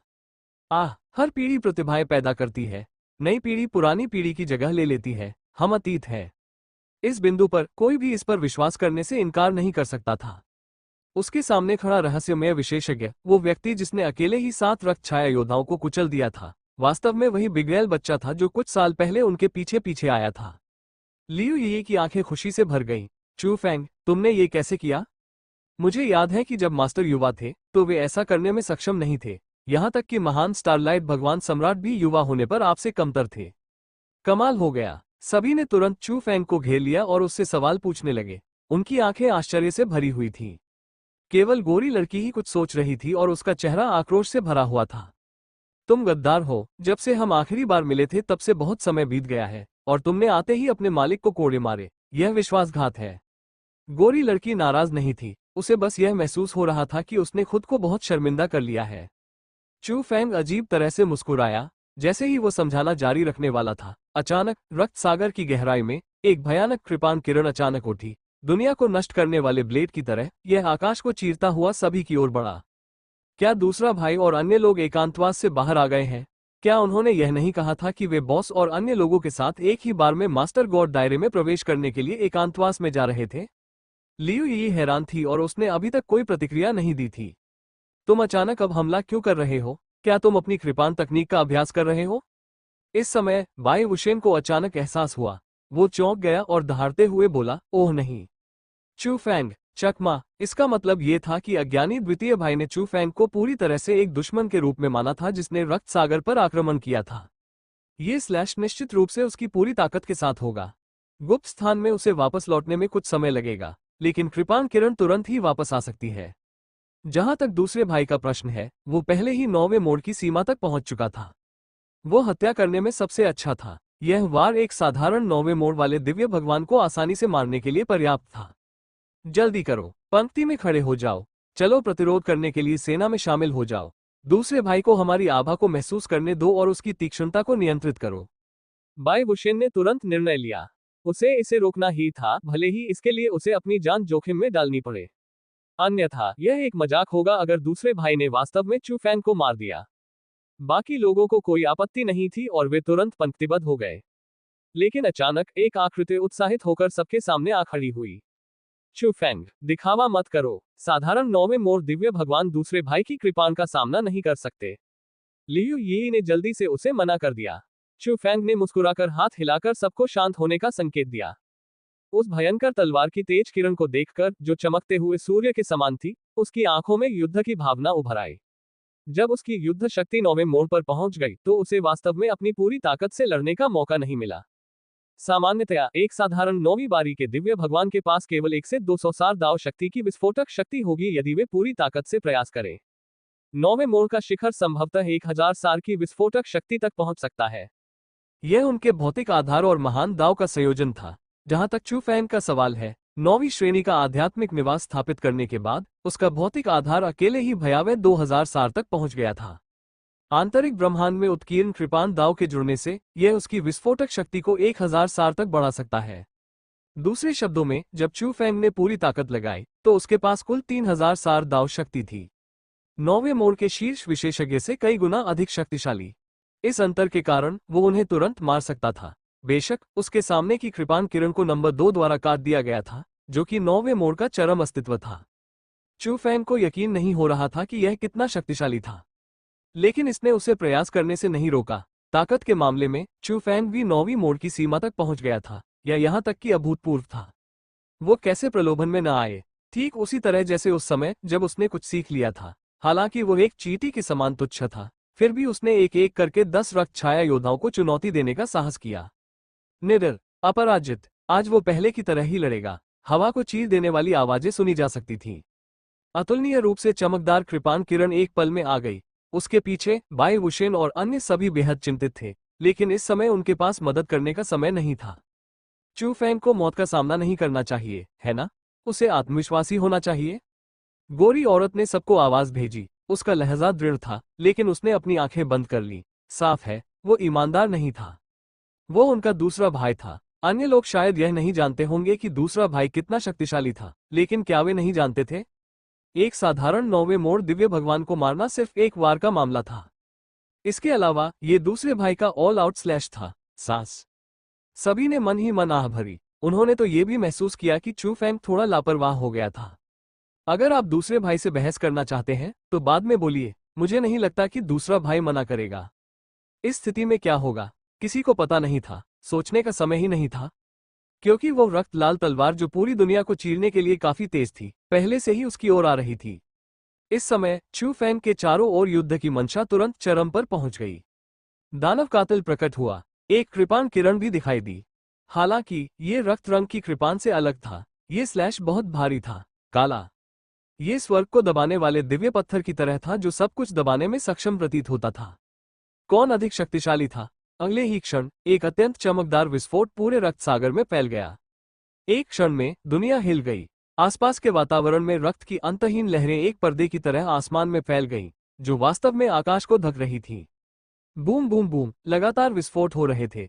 अंतरिक्ष लगातार कट रहा था और टूट रहा था। ऐसा लग रहा था कि रक्त सागर का पूरा क्षेत्र नष्ट होने वाला है। हालांकि सबके सामने चू फैंग का आकार अभी भी एक पहाड़ की तरह अविचल था। यहां तक कि उसके कब्जों के कोने भी बिल्कुल गंदे नहीं थे। हम रक्त के समुद्र की गहराई से एक मृदु उद्गार आया। तुम कौन हो? तुम्हारी तलवार चलाने की कला बहुत ही शानदार है। मुझे डर है कि तुम कोई मामूली इंसान नहीं हो। तुम रक्त सागर में क्यों घुस आए? नंबर 2 और करीब आ गया। उसे स्पष्ट रूप से एक परिचित आभा का एहसास हुआ, लेकिन उन्होंने तुरंत ही इस विचार को खत्म कर दिया।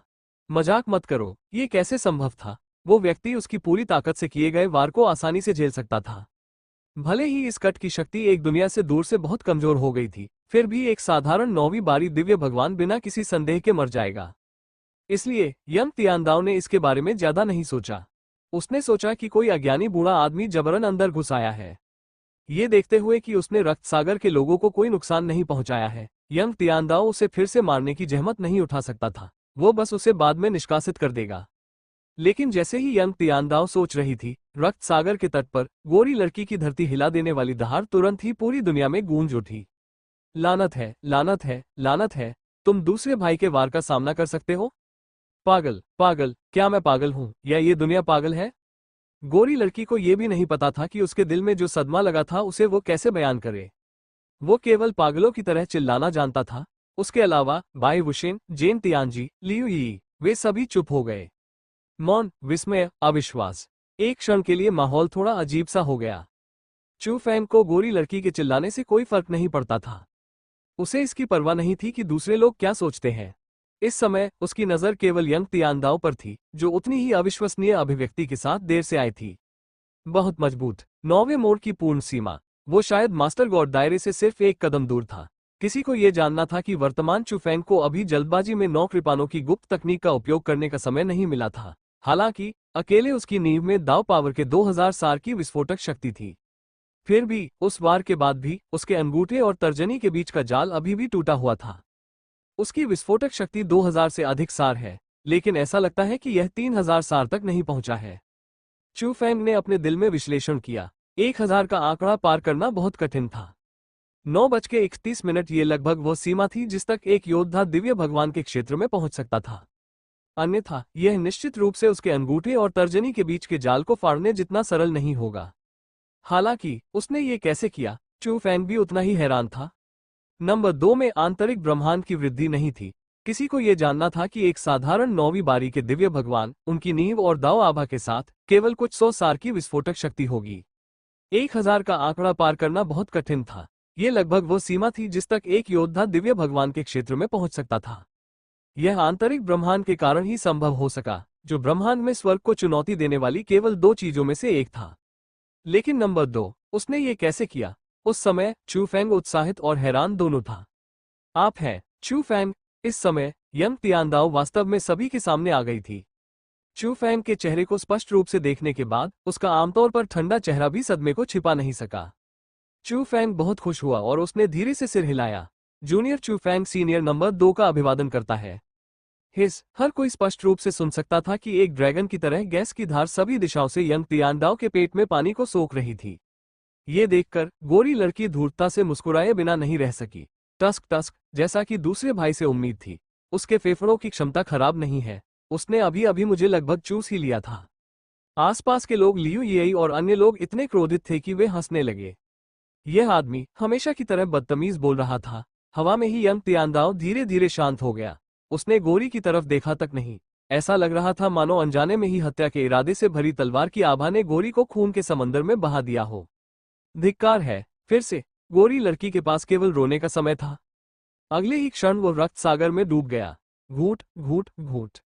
गोरी औरत ने खून वाला पानी गटक लिया। उसने पूरी ताकत से उठने की कोशिश की, लेकिन उसकी सार ऊर्जा कृपाण की आभा से सील हो गई थी।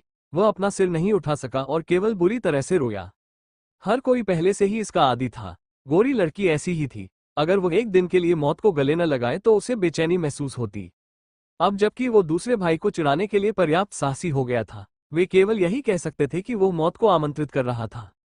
उसे खून के समंदर में दबा देना अच्छा था। सबके कान ज्यादा साफ हो जाते। किसी को भी उसकी कोई परवाह नहीं थी। चू फेंग भी मुस्कुराया। वो गोरा लड़का वास्तव में बिल्कुल भी नहीं बदला था। कोई आश्चर्य नहीं कि हर कोई बिना किसी कारण के उस पर पैर रखना पसंद करता था।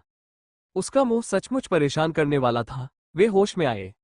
सभी ने देखा कि दूसरे भाई और चू फेंग एक दूसरे को देख रहे थे। ज्यादा बातचीत नहीं हुई, लेकिन एक ही समय में उनके चारों ओर एक चौंकाने वाली लड़ाई की मंशा उभरी। शिकार को देखकर प्रसन्न हुए। न केवल चू फेंग ऐसा था, बल्कि यंग तियानदाओ भी एक सच्चा कृपाण कट्टरपंथी था। एक घनिष्ठ मित्र ढूंढना कठिन था, और एक उपयुक्त प्रतिद्वंद्वी ढूंढना तो और भी कठिन था। युद्ध कैसा रहेगा? यंग तियानदाओ बोलने से खुद को रोक नहीं सकी। चू फेंग भी इसका इंतजार कर रहा था। यह मेरा सम्मान है। यंग तियानदाओ के ठंडे चेहरे पर एक अनोखी मुस्कान उभरी। उसकी आंखें उत्साह से भरकर हल्की सी हिल रही थीं। बिग ब्रदर तुरंत दौड़कर आएगा। वो किनारे पर लाइन पकड़ लेगा। हमारी जान को कोई खतरा नहीं है। मैं केवल यही उम्मीद करता हूँ कि हम जी जान से लड़ने की पूरी कोशिश करेंगे। क्या हम कर सकते हैं? चू फेंग ने कुछ नहीं कहा। चेहरे पर मुस्कान के साथ उसने अचानक अपनी मुठियां भींच ली। यह मेरा सम्मान है, वरिष्ठ। कृपया, हा, योद्धाओं के रूप में ताकत पहले आती है। आप और मैं पहले से ही एक ही रैंक के योद्धा हैं। इतना विनम्र होने की कोई जरूरत नहीं है।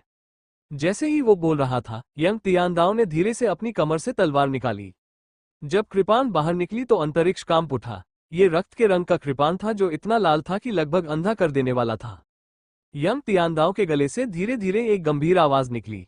इस कृपाण का नाम है ब्लड ड्रिंकिंग। मैं यंग तियानदाओ हूँ, साथ ही दाववादी चू फेंग, सावधान रहना। इस परिचित दृश्य को देखकर चू फेंग दिल खोलकर हंस पड़ा। हथियार का नाम बताना अपने प्रतिद्वंद्वी के प्रति सबसे बड़ा सम्मान था। उस समय यहां भी ऐसा ही था। चू फेंग ने विनम्र होना बंद कर दिया। उसने धीरे से अपने हाथ में काले रंग का भारी कृपाण उठाया। रक्त के रंग के नीचे धीरे धीरे एक मुस्कान उभरी।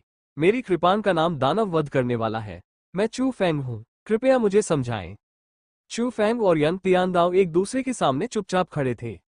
उसके आसपास गोरी और बाकी लोग भी चुप हो गए थे। वे आसमान में दो लोगों की ओर उम्मीद भरी निगाहों से देख रहे थे। न केवल चू फेंग और यंग तियानडाओ इस लड़ाई का इंतजार कर रहे थे, बल्कि रक्त छाया योद्धा भी उत्साहित थे। अगले ही क्षण दो और परिचित आकृतियां चुपचाप सबके पास आ खड़ी हुई। नंबर 1 और एल्डर लुओ, रक्त सागर अंतरिक्ष की आत्मा। वे दोनों भी आ गए। जैसे ही एल्डर लुओ ने अपना हाथ हिलाया, ऐसा लगा जैसे समय पलट गया हो। जो कुछ भी अभी हुआ था, वो सब कुछ तुरंत फिर से याद आ गया, और उन दोनों को पता चल गया कि क्या हुआ था। उनकी आंखें जहां आश्चर्य से भरी थीं, वहीं उनमें दिलचस्पी भी थी। वे दोनों मास्टर भगवान दायरे के नीचे अजेय अस्तित्व हो सकते हैं। इसके अलावा वे दोनों ही तलवार के रास्ते पर चल चुके थे। एक सच्चा शिखर युद्ध। मैंने उस समय यह उम्मीद नहीं की थी कि लिटिल रास्कल इतनी जल्दी इतना बड़ा हो जाएगा। ये दिलचस्प होने वाला है। एल्डर लुओ ने अपनी बर्फ सी सफेद दाढ़ी को सहलाया, उनकी आंखें राहत से भर गईं। चाहे नंबर 1 कितना भी ठंडा क्यों ना हो, उसने सहमति में सिर हिला दिया।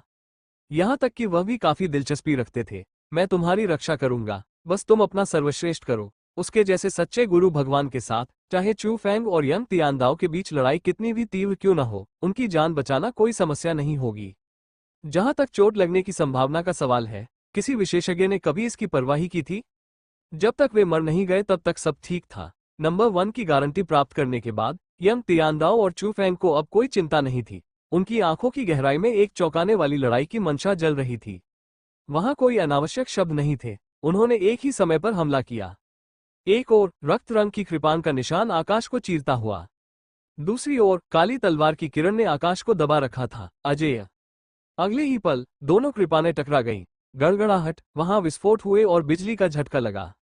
पूरा स्थान कांप रहा था। हालांकि हर किसी को ये बात हैरान कर रही थी कि हालांकि उन दोनों की लड़ाई से जो हंगामा हुआ वो वास्तव में छोटा नहीं था, या बल्कि चौंकाने वाला था। शीर्ष विशेषज्ञों के रूप में वे ये कैसे नहीं देख पाए कि उन दोनों द्वारा इस्तेमाल की गई कृपाण तकनीक वास्तव में बहुत सरल थी, या यूं कहें कि निम्न श्रेणी। ऐसा लग रहा था जैसे दो मनुष्य एक दूसरे पर तलवारों से वार कर रहे हों।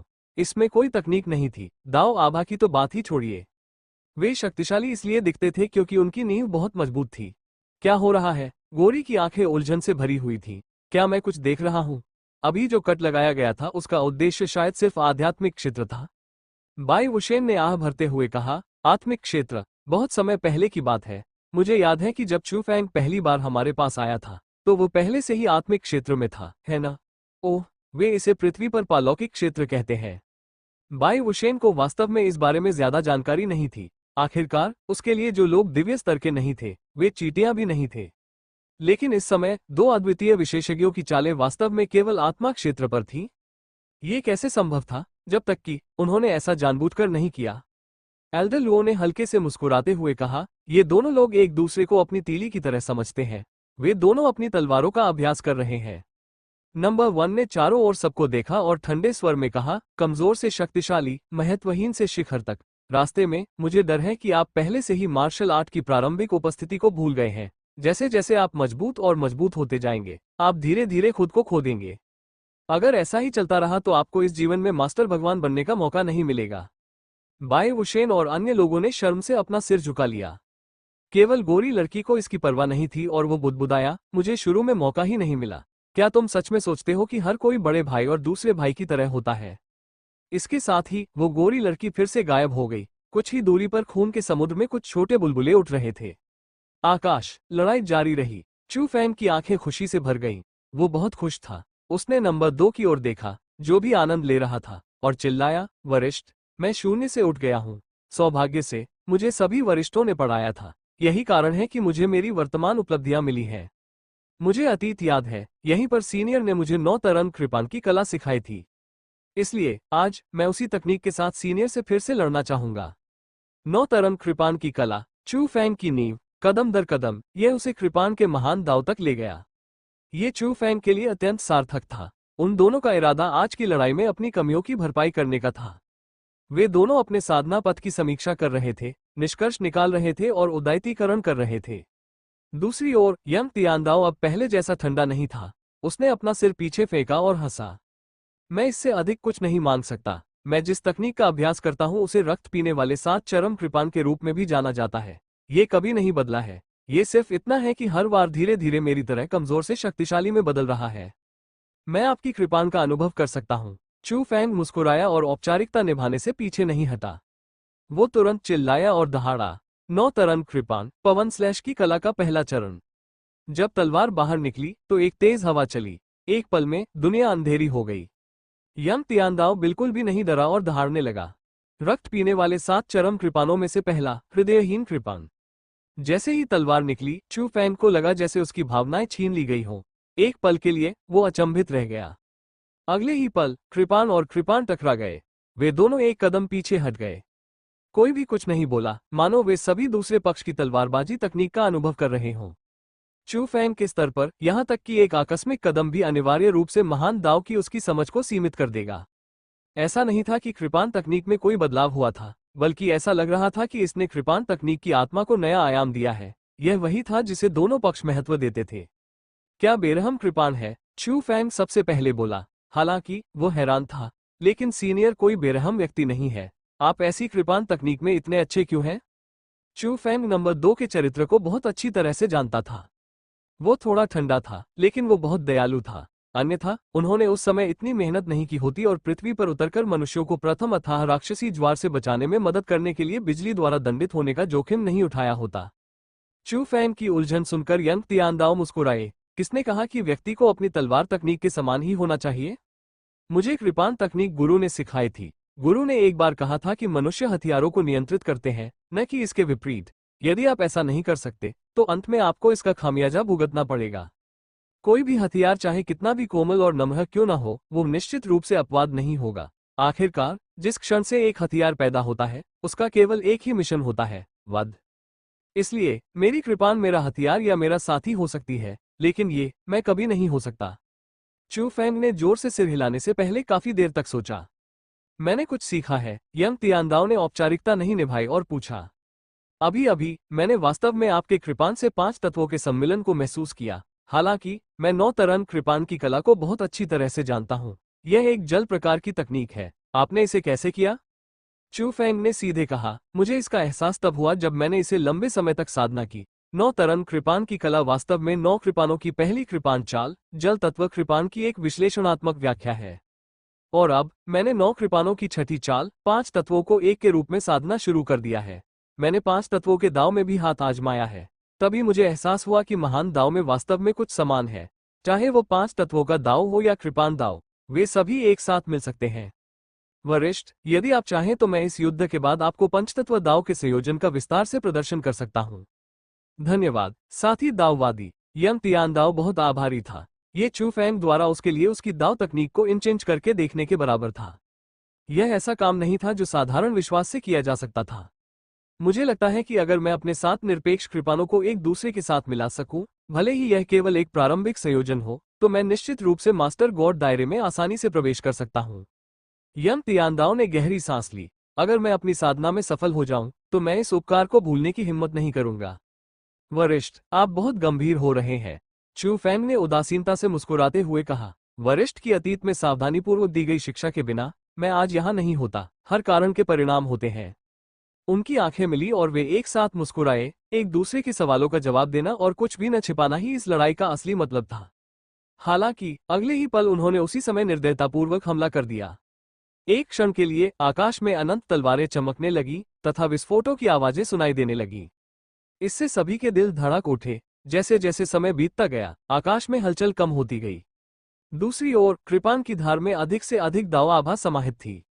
महान दाव एक हो गया है, अपनी मूल स्थिति में लौट रहा है। बुजुर्ग लुओ ने भावुक होकर अपनी लंबी सफेद दाढ़ी को सहलाया। इस लड़ाई के बाद इन दोनों को निश्चित रूप से बहुत कुछ हासिल होगा। मुझे विश्वास है कि इस दुनिया में 2 और मास्टर भगवानों के उभरने में ज्यादा समय नहीं लगेगा, और वे नए युग के मास्टर भगवान हैं। खासकर चू फैंग, वो सचमुच प्रभावशाली है। वो कुछ ही वर्षों में इस मुकाम पर पहुंच गया है। ऐसा लगता है कि उसका भविष्य संभवतः इससे कहीं अधिक है। मैंने सचमुच यह उम्मीद नहीं की थी कि जिस छोटे बच्चे को मैंने अपनी बोरियत दूर करने के लिए अनजाने में पढ़ाया था, वो इतना अप्रत्याशित होगा।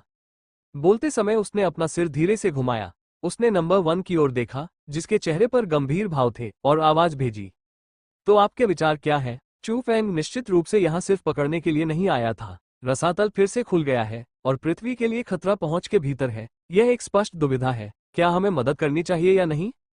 अगर हम मदद करते हैं तो बाहर आने पर हमें दुनिया की सजा भुगतनी पड़ सकती है। अगर हम मदद नहीं करते हैं तो चू फेंग के व्यक्तित्व के साथ वो कुछ भी नहीं कहेगा। ये सिर्फ इतना है कि हमारी पिछली दोस्ती पूरी तरह से तय हो जाएगी जब वो नंबर 2 को मास्टर गॉड दायरे में जाने में मदद करेगा। मैं चू फेंग के भविष्य को नहीं देख सकता, लेकिन मुझे पता है कि जब तक उसके जैसे भाग्य के पुत्र की मृत्यु नहीं होती, वो निश्चित रूप से आकाश में उड़ने में सक्षम होगा। यदि यह संबंध टूट जाए तो कोई भी निश्चित रूप से नहीं कह सकता कि यह वरदान होगा या अभिशाप। मास्टर यहाँ नहीं है, आप हमारे रक्त सागर अंतरिक्ष के निर्माता हैं। अपना निर्णय पहले ही कर लें। मैं सिर्फ एक बात कहूंगा, महान युग आने वाला है। इस गति के साथ क्या हम वास्तव में सांसारिक मामलों से ऊपर उठ सकते हैं? केक पर आइसिंग लगाने से बेहतर है कि समय पर मदद की जाए। एल्डर लुओ की बकबक सुनकर नंबर 1 ने सीधे जवाब नहीं दिया। इसके बजाय वो गंभीरता से चू फेंग को घूरता रहा। अचानक उसकी आंखों में एक दिव्य प्रकाश प्रकट हुआ। जैसे उसने कुछ देख लिया हो, वो अचानक चौंक पड़ा। उसने एल्डर लुओ की ओर देखा, उसका दिल जोरों से धड़क रहा था और वो बुदबुदाया, लगता है उसने अपना आध्यात्मिक निवास खोल लिया है।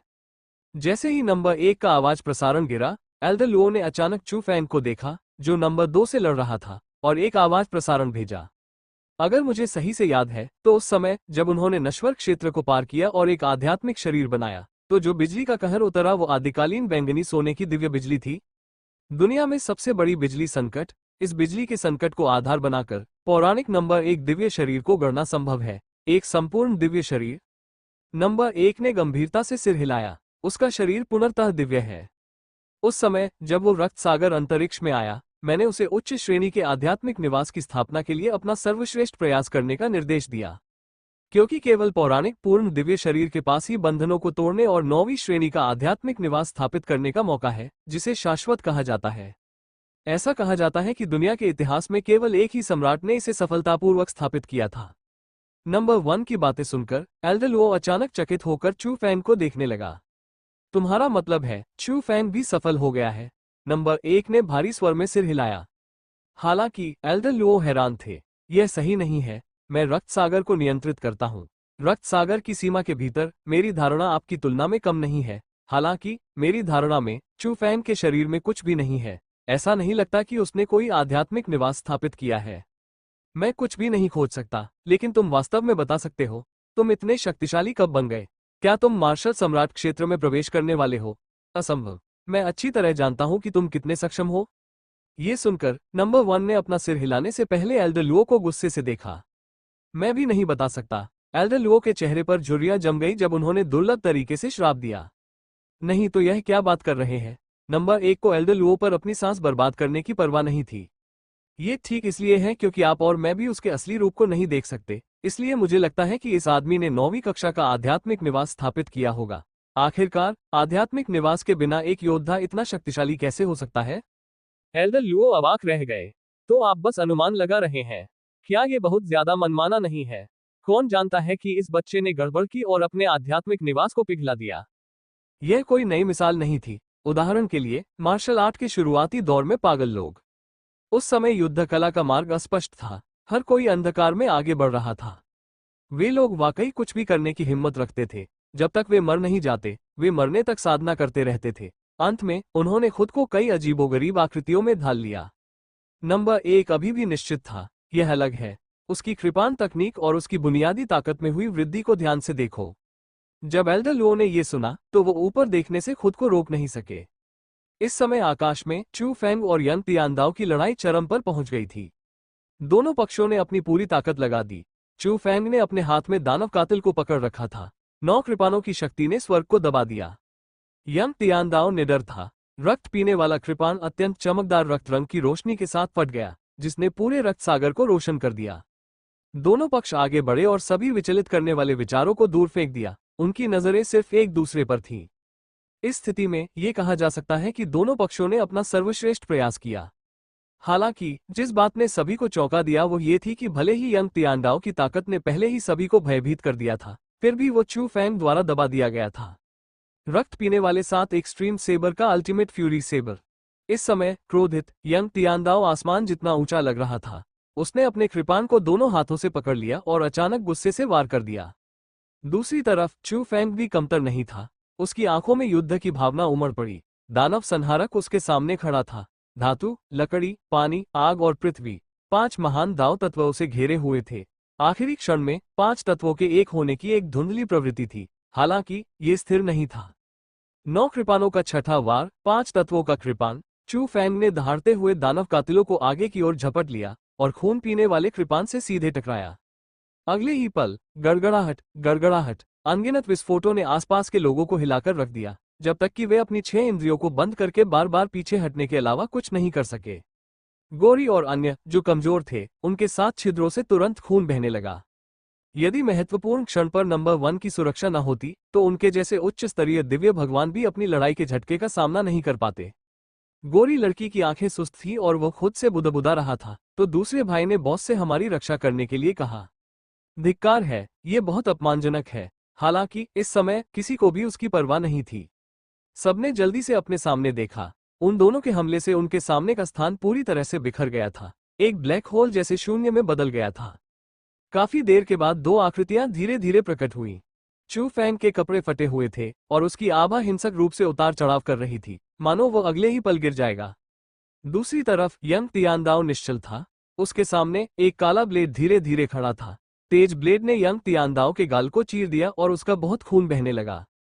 मैं हार गया। यंग तियानदाओ उदास होकर मुस्कुराया। हर पीढ़ी प्रतिभाएं पैदा करती है। हर पीढ़ी पिछली पीढ़ी से ज्यादा मजबूत होती है। बस मुझे हमेशा लगता था कि मैं नई पीढ़ी हूं। चू फेंग ने भारी सांस ली और शर्मिंदगी से मुस्कुराया। नहीं, सीनियर नंबर 2, मैं नहीं जीता। कृपान तकनीक क्षेत्र के संदर्भ में सीनियर अभी भी मुझसे बहुत बेहतर है। बात बस इतनी है कि मेरी नींव बहुत गहरी है।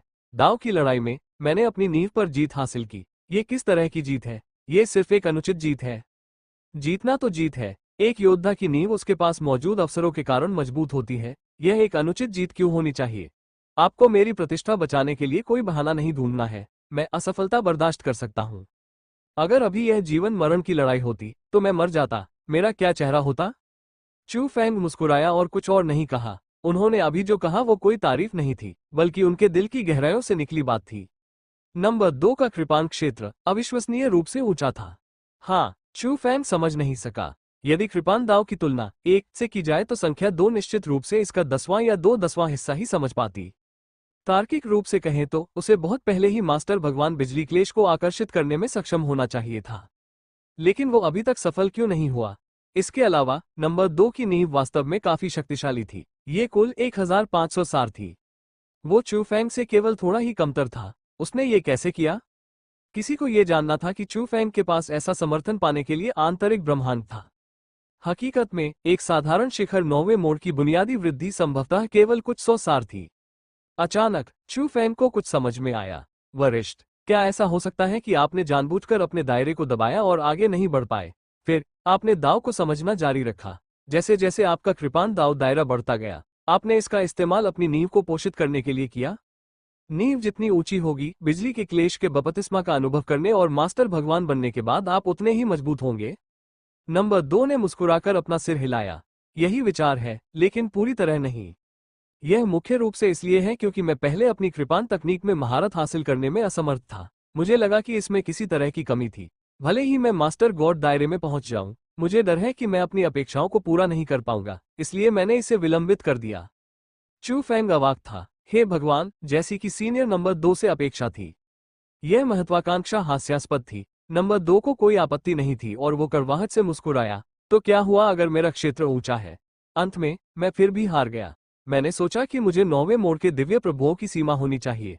मैंने कभी उम्मीद नहीं की थी कि एक पहाड़ दूसरे से ऊंचा होगा। जब वे दोनों खून के समुद्र के किनारे बात कर रहे थे, तो नंबर 1 ने एल्डर लुओ को देखा और एक आवाज भेजी। अब समझी। मुझे बताओ, 9वीं श्रेणी के आध्यात्मिक निवास की वृद्धि के बिना और चू फेंग का कृपान दाव क्षेत्र दूसरे भाई से नीच है, उसका आधार दूसरे भाई से अधिक मजबूत क्यों है? केवल इतना ही नहीं, क्या आपने देखा कि उसका कृपान दाव दूसरे भाई से कमतर नहीं है? क्या सब कुछ स्पष्ट नहीं है? इस समय वे दोनों एक दूसरे की ओर देखे बिना नहीं रह सके।